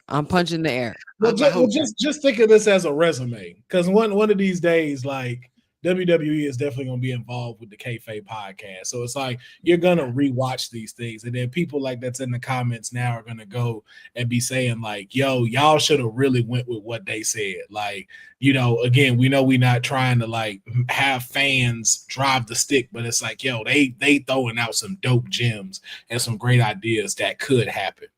That's why we say every now and then, put us in the damn room, man. Put us in the room, man. Put me on the payroll.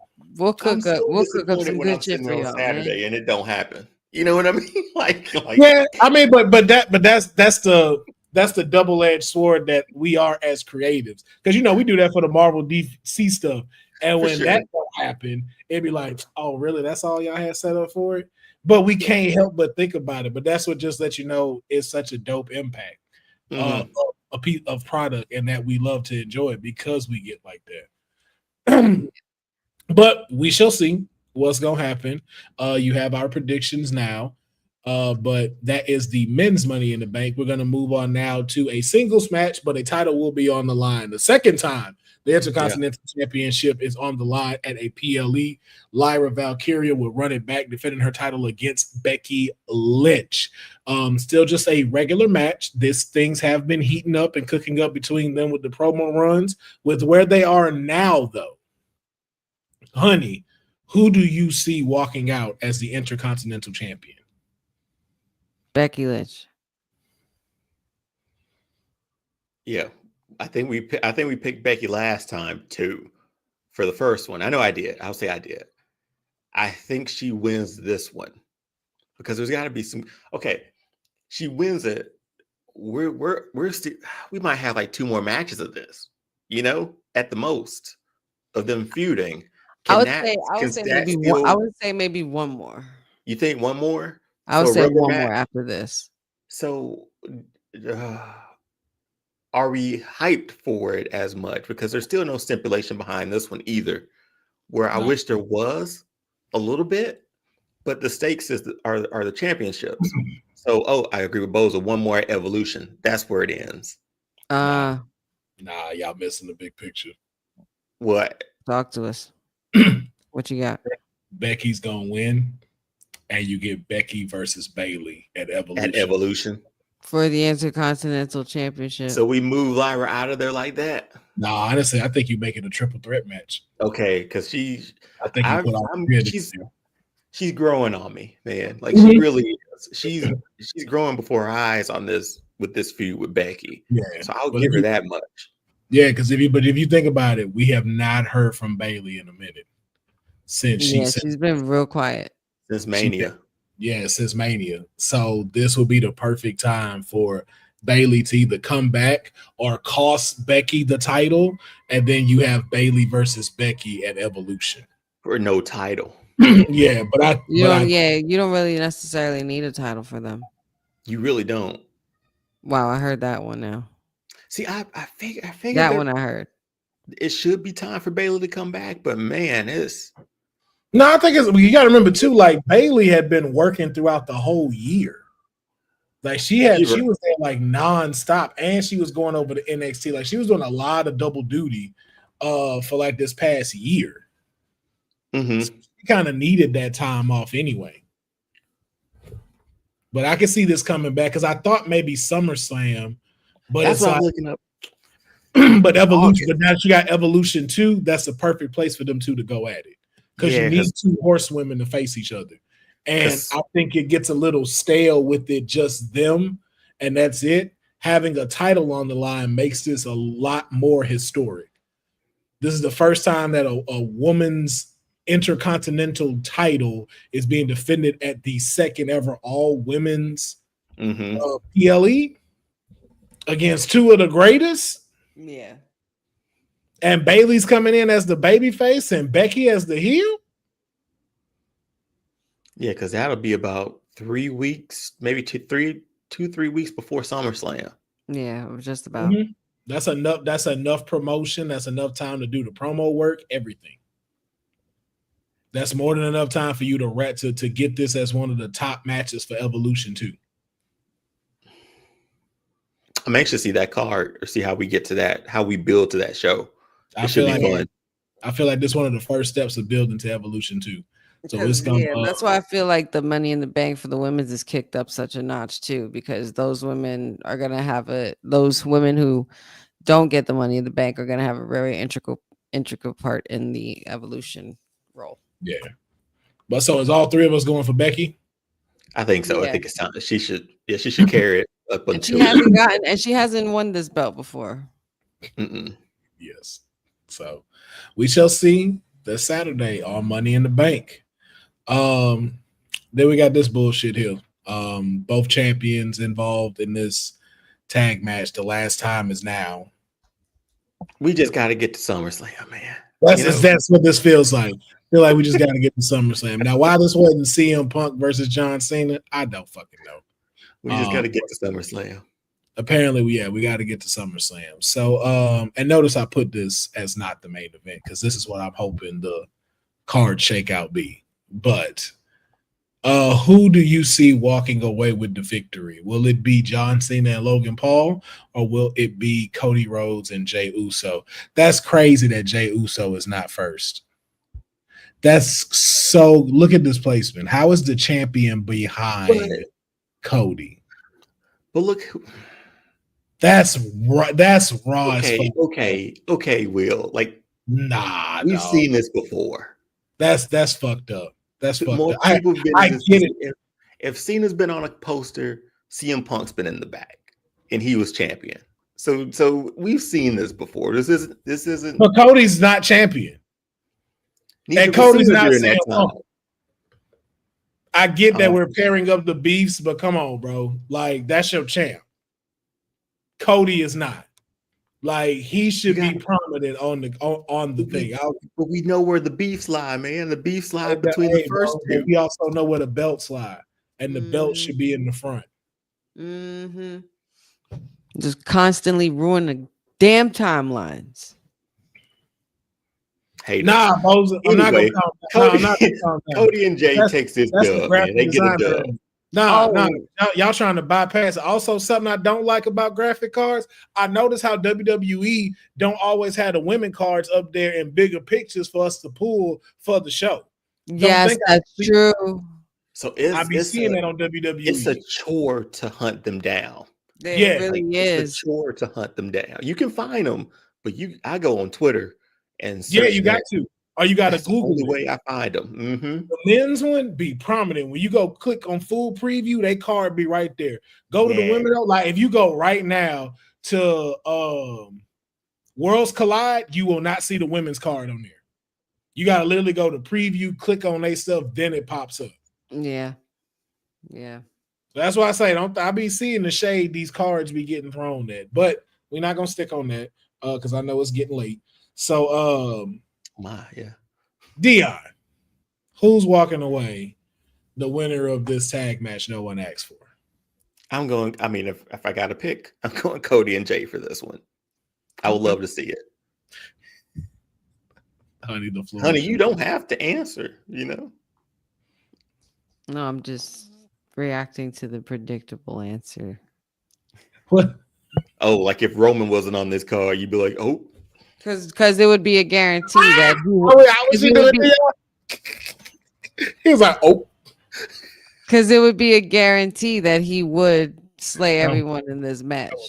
Cody and Jay are not winning this. He's like, oh.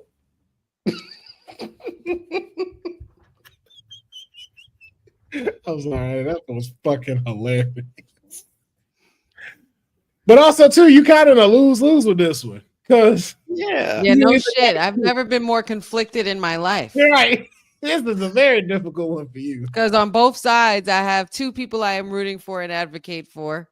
John Cena, this version of you, and Jey Uso was my favorite Uso since the very beginning. But they're both with and partnered up with people that I just truly can't stand. And now it's and I just can't fathom the fact that I'm even going to say this out loud. But Cody Rhodes and Jey Uso ain't winning this. John Cena is going to continue to ruin wrestling, and I can't think of a better way to ruin wrestling than winning and beating Cody Rhodes and Jey Uso for Money in the Bank alongside Logan freaking Paul. That's wild right there. So I'm literally going to watch John Cena ruin wrestling along with Logan Paul, and it's gonna and I just gotta let it happen. I'm just gonna sit there and watch it. Yep. And then we're all gonna learn to love it, I guess. Yeah, I may have to go with John Cena and Logan Paul on this one. Too many variables that can really not have them come out. You still got Gunther lying in the midst, no telling what he might come do with Jay to interfere. Then you also got the Money in the Bank winner lingering around. Whoever that may be. Right. Logan Paul is one knockout punch to Jey Uso. Cody's one kick to the nuts away from an attitude adjustment, and then that's it. So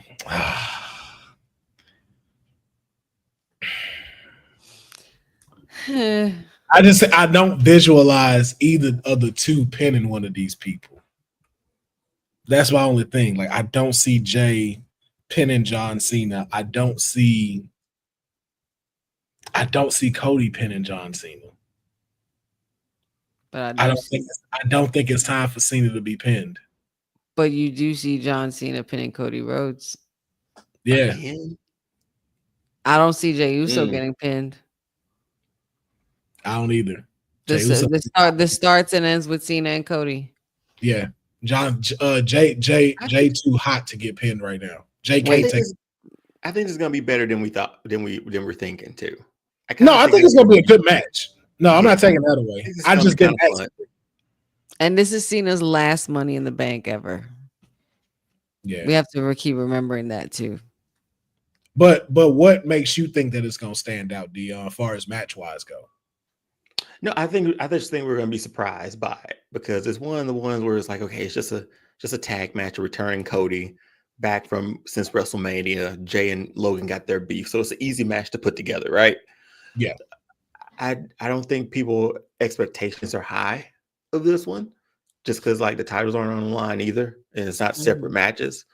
But I think I could tell a fun story, especially between Cena and Cody, to see where we get to in their next chapter too.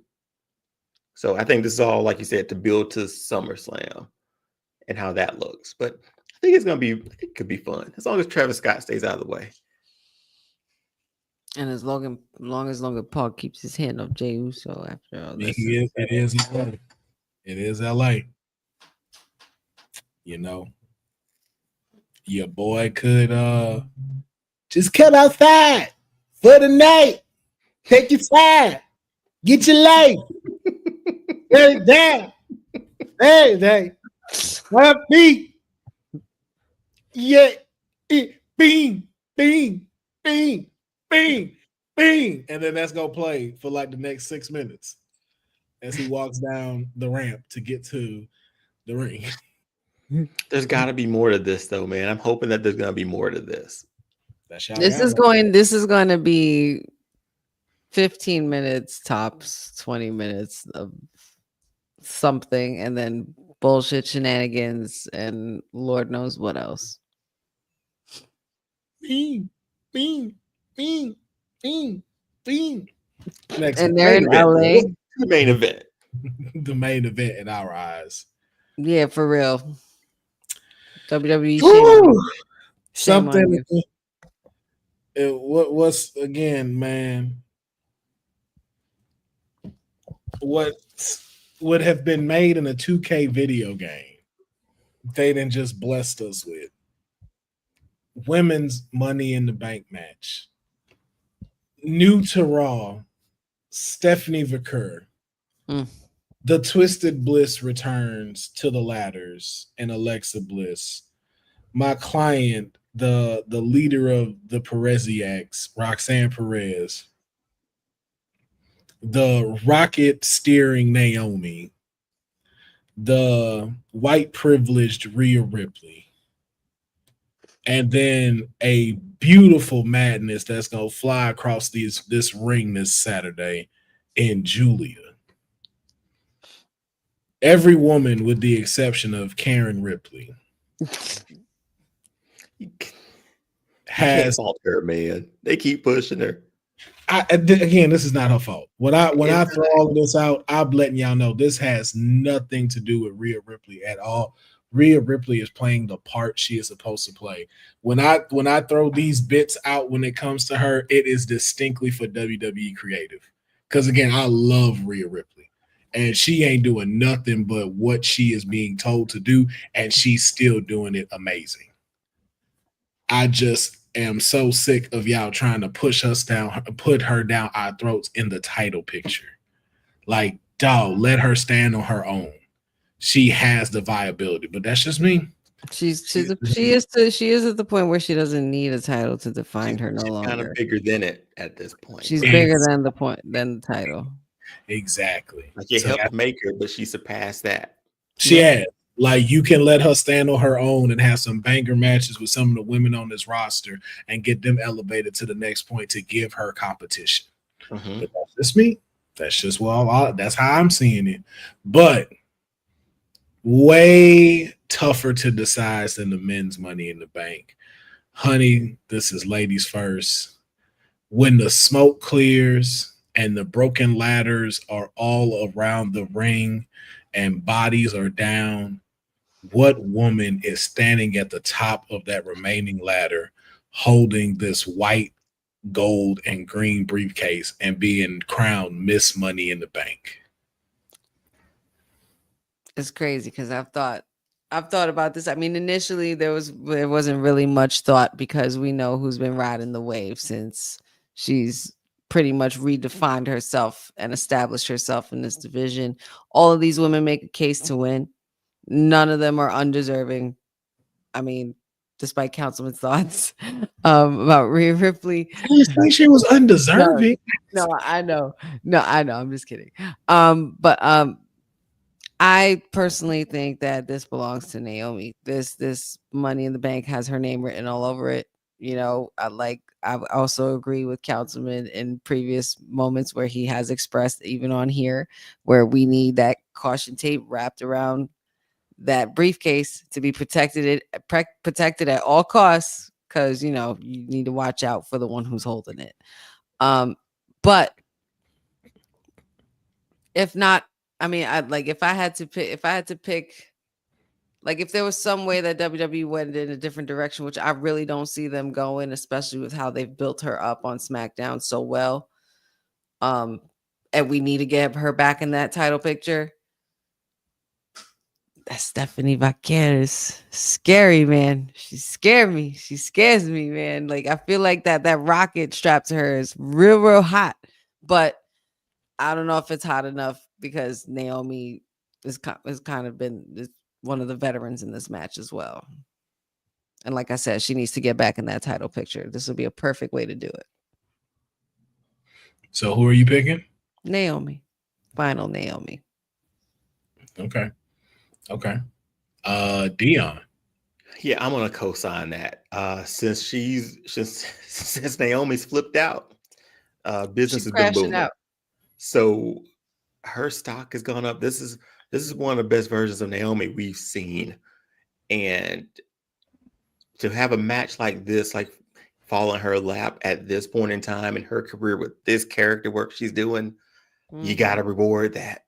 And for her to have that title, to sort of hold over Jade, to hold over Bianca, like she tweets and she posts on socials like crazy, and I'm loving it.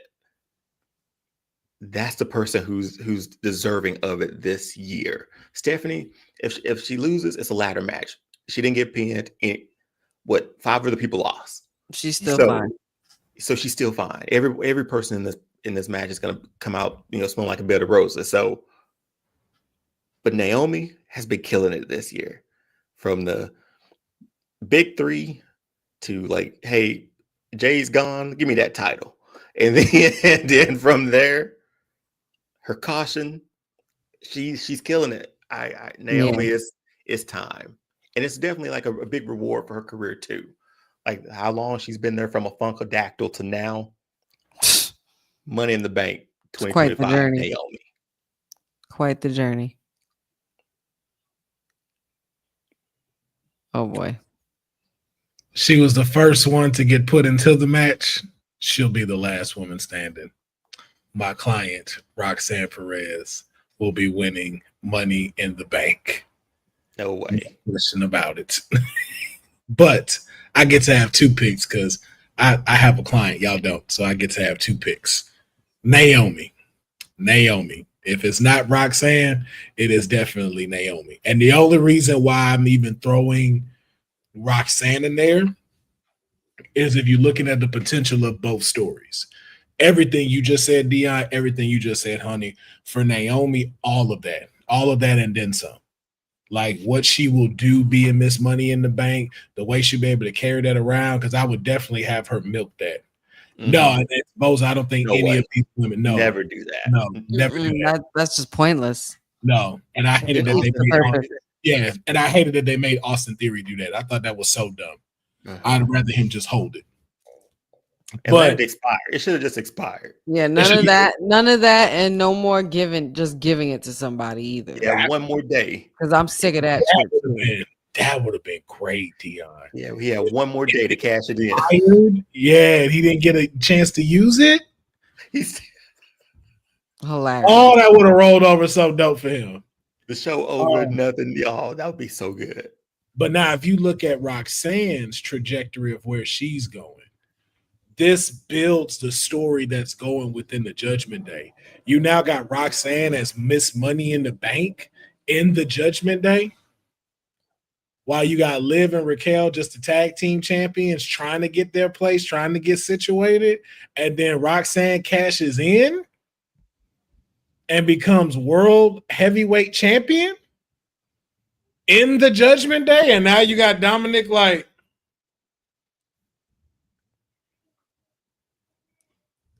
and she bringing nuggets. Boy, I'm saying there's two dope stories developing right here. Out of the 2, I'm more prone to the Naomi one, but I can't not act like that's some realism to what we're seeing right now. And the fact you got Finn in your corner coaching you too and like talking with you and stuff like that. Also, I also feel like this could be like, it could be if Roxanne does have, like I said, all these women do make a case to win. If Roxanne Roxanne definitely has that potential. What if it's like another similar situation where, she's one of the last women in there, and almost makes it kind of like that's kind of been her situation since Rumble. She was the Iron Woman in the Rumble, and she was one of the last one out. You just giving more reason why she should win. You just gave even more reason for her to win. True. Add to the history. Depending on how you look at it, yeah. Bozo, I'm sorry. Julia is the Andrade of this match. Just letting you know that. She's the Andrade of this match. What she's gonna do, she is going to submit herself on SmackDown. For those that may not know who she is and still may not watch the NXT product, this is where you finna get them Julia chance at this Money in the Bank, because her spots are gonna be crazy. Any of these girls is child. Yes. I'm scared. That's why I'm like, yo, Julia ain't gonna win, but Julia not gonna lose either. And last year's Money in the Bank was awesome. So now you're breaking out the big guns. Like, look at the women in this match. There's gonna be some crazy spots. Boza. If both my clients are the champs, I'm just letting you know now. Y'all gonna be sick of me. I'm letting you know now. Y'all gonna be tired of me. Deonne gonna start cussing on this show. I promise you. Cause I'm gonna be more obnoxious. Yo, both my clients are the champs. Can't tell me nothing. I got a trifecta of champs. Come on now. Got quite the stable. I got quite the stable going on. But I am still thoroughly rooting for Naomi. I really would love for Naomi's Money in the Bank. Like, just with everything that she's been doing. Like, I like the story for Roxanne. Don't get me wrong. Yeah. But out of the two stories, man, do I want Naomi to just have that win. Yeah. Really want her. I just see the work that she would do as Miss Money in the Bank. Like we said, the caution tape, everything. Like, I see what she would do with that. And man, when that cash in happens. And you already see elements of her in the background lurking and shit. Now she's lurking with her briefcase. Because if she do it soon, yo, Bianca versus Naomi at SummerSlam. For a title. And Cardi B as a special guest referee. Oh, she is coming. Lord. She is coming. That's right. I'm just all of the possibilities. So we shall see, though, this Saturday, Money in the Bank, June 7th. I believe it is starting at 5 p.m. Pacific, 8 p.m. Standard, or it may be starting at 4. My apologies. Let me go up. And, of course, you can't see the time on here. But I believe it is starting at 5 p.m. Pacific Standard Time and at 8 a.m. on the East Coast. So make sure you check it out. And make sure you check out WWT, because TK Trinidad will be doing a watch-along for the Money in the Bank. And I believe she will be also doing it for Worlds Collide. There will be a post-show. And you never know who's going to be dropping into the watch-along. Your councilman may show up, some others may show up, especially for that women's ladder match. But we would definitely, I know I will be present when it comes to the post show for Money in the Bank. So make sure you check that out on the Women's Wrestling Talk YouTube channel and be ready for that. So we're going to move into our last set of fantasy booking, which is Worlds Collide, because we know this is going to be this is going to be a little easy because we don't know everybody like that. So I'm gonna just throw it out there. I don't know everybody like that, but it is still shaping up to be an incredible card. We have the newly acquired AAA, one of the greatest wrestling promotions in Mexico, has now been acquired by WWE, and they will be colliding with WWE stars and NXT stars. And this card is definitely going to be something to remember. One of the matches that we do have, once again, I would like to thoroughly apologize for the bullshit I'm finna say and how I name these people. But I'm going to try. So we got the LWO taking on Octagon Jr., Aerostar, and Mr. Iguana in a 6-man tag team match. But my question is, isn't someone in the LWO hurt? That's what I saw. I think there's going to be a replacement set for Joaquin Wilde by that time they get to the Oh, there we Worlds go. Collide match. Oh, it's Vince. Oh, it's Lince Dorado. Oh, Oh, that's well, right. Lindsay Dorado. There you go.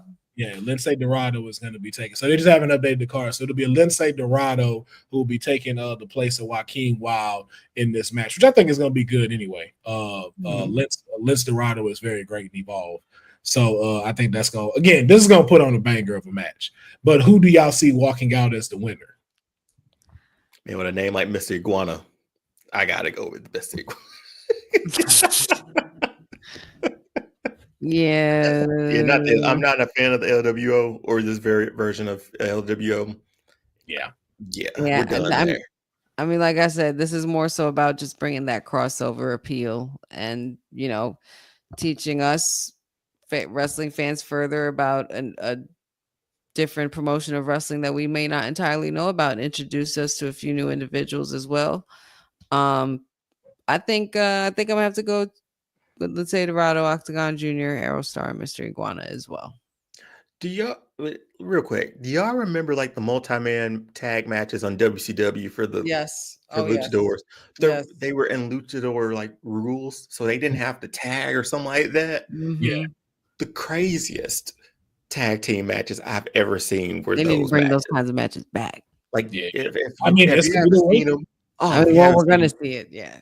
Go to. I hope the rules are like that. But also, I Because mean, like in the same tag- stipulation. Also, so too, good. though, that's supposed to say that this will be Worlds Collide will be on YouTube to check out. It is starting at 3 p.m. Eastern, 12 p.m. Pacific. So make sure you check it out on the WWE YouTube channel as well. So no Peacock. Overseas, not really sure where to check that out. But if you're in the US, YouTube is the place to be. And then I also co-sign with Deonne. Anybody named Mr. Iguana, I'm rooting for. So, and I'm sure he was the gentleman in the front. right. Yeah, right. I was like, I'm sure that's the guy.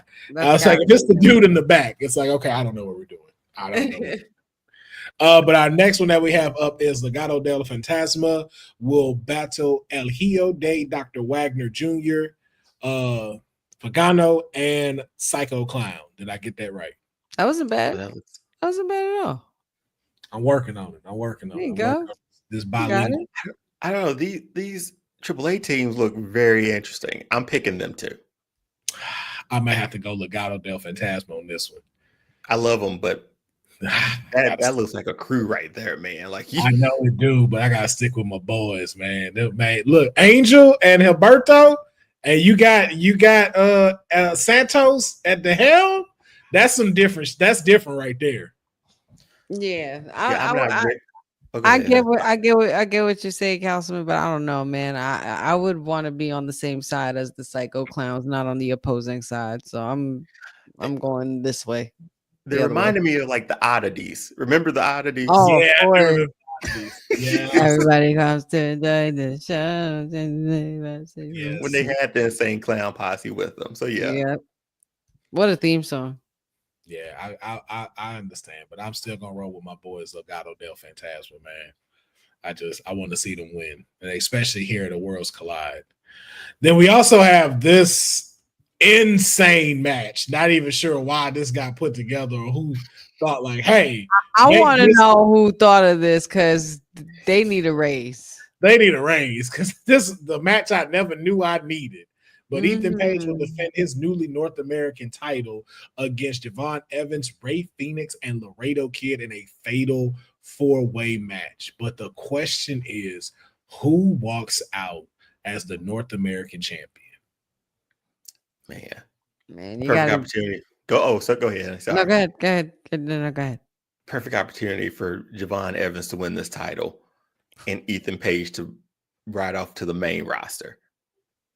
It's perfect. I'm picking Javon Evans. I agree. I think Ray Phoenix and Laredo Kid are there to just show them what AAA is about and just to interact with Javon Evans' bounciness. Ethan Page, like, incredible way to stay on his feet when it comes to a match. But I think this is Javon Evans' time to walk out of somewhere and make history. I like where your head's at, guys, but I agree to a certain extent that this will definitely elevate Javon Evans to a level like he probably can't even imagine. You're in the ring with some heavy hitters and international alike. You know what I mean? However, there's a son about All Ego, man. I feel like All Ego is gonna hang on to that title. We're gonna have this is gonna be the match where everybody gets pissed off because their favorite didn't win. But how many times we do that though? You know what I'm saying? Like how many times do we let that happen? Because by this point, then it's just like, yo, like, then what's next for Javon? Because Javon only really got title pictures. If not, then it's time for him to move up. I think what would be next for Javon would be to finally get that revenge one-on-one. I think that's what this could gear up for going forward with Ethan Page and Javon Evans. They're gonna go one more time, and they have to. He still never got his lick back.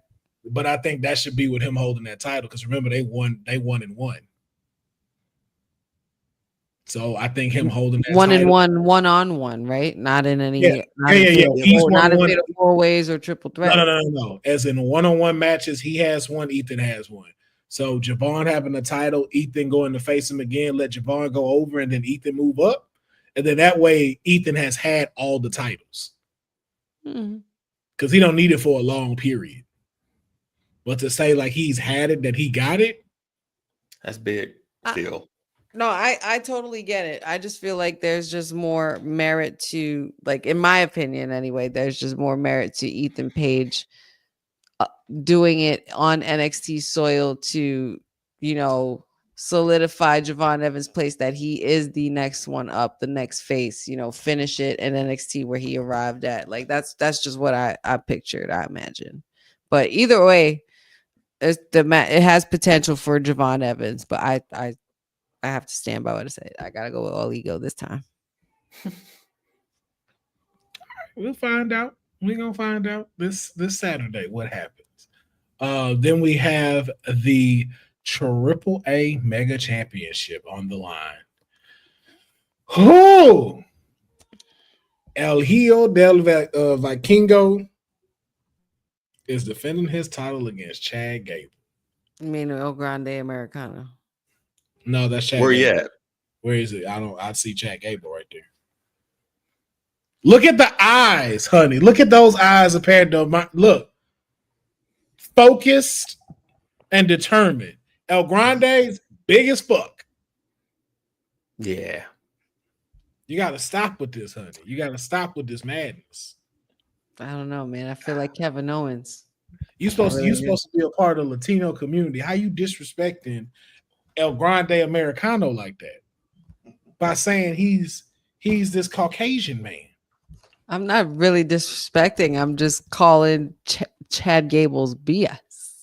At least what I think it is. So you saying this man is going out here doing a culture appropriation?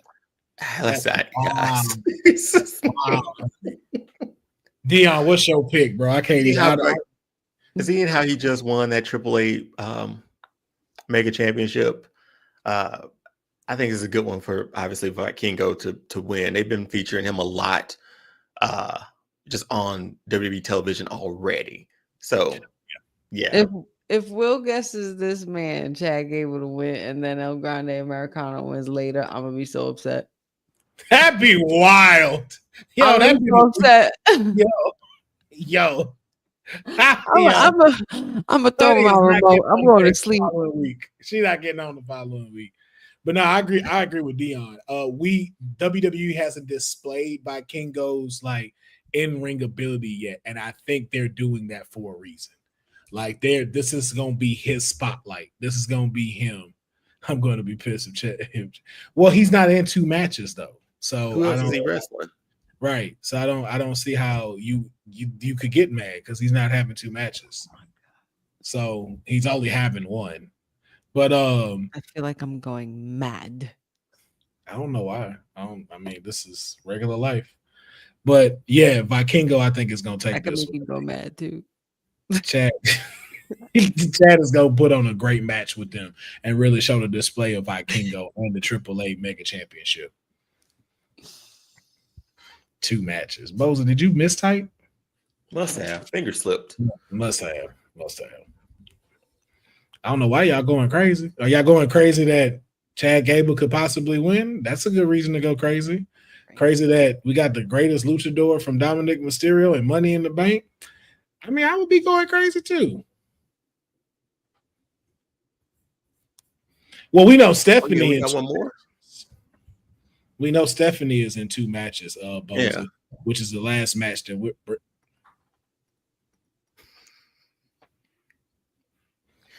Did I get rid of my card? What? Wait, what? Wow. Not them getting rid of my card. Well, that's always a great image to see is Braun. But we have this. I know this isn't the main event. This might be the opener, but Stephanie Cora is teaming up with Lola Vice to battle them 2 over though. Nah, I definitely can't do them names. Chick Tormenta. It is Chick Tormenta and Dalise. Dalise. That was the one I was gonna fuck up. I was finna say. What were you gonna say? Dailies. Dales. I was finna say Dales. I think why it wasn't that hard. Dales. But I got Chick Tormenta right.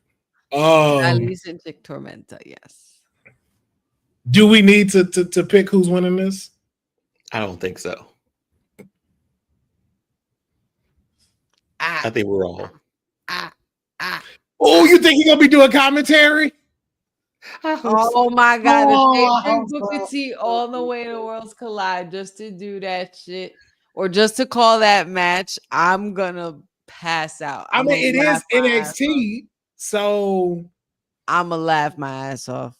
It's got, most likely. Yeah, I don't see why he wouldn't be. Most likely. I hope she point at him to do it this for you one last time. She just do this. I'm loving what they did the first time when she did it on Raw. She had that smirk on her face. I'm like, because you know what's funny though? That's what I love about this. And even though we talk about people being normal people, that's what I so enjoyed about Stephanie's debut. She tried so many times to hide that smile. Because you could tell she was so happy to be on Raw. Giddy as hell. She was so giddy. Like, she kept trying to hide it. Like, she kept trying to not smile. And I'm like, because I was like, I'm feeling like how you feeling. I'm so glad you here.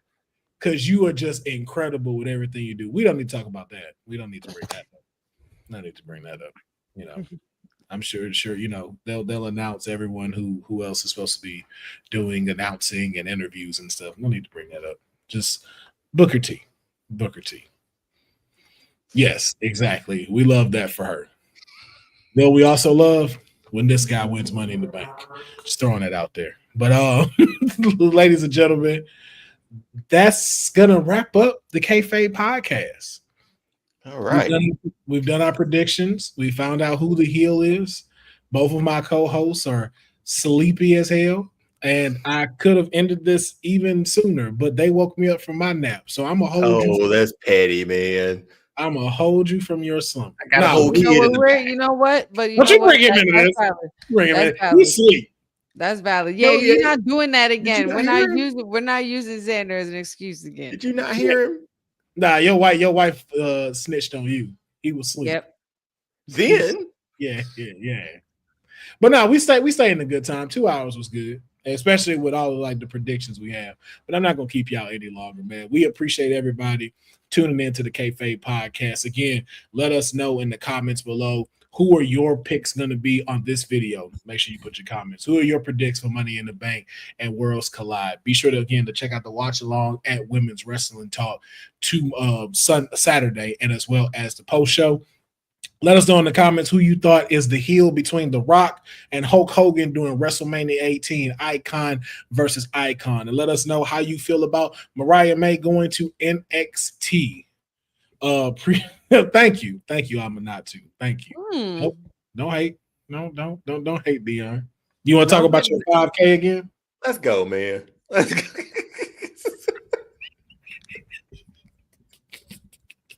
Come on, let's go. Thank you for checking it out. We'll catch you.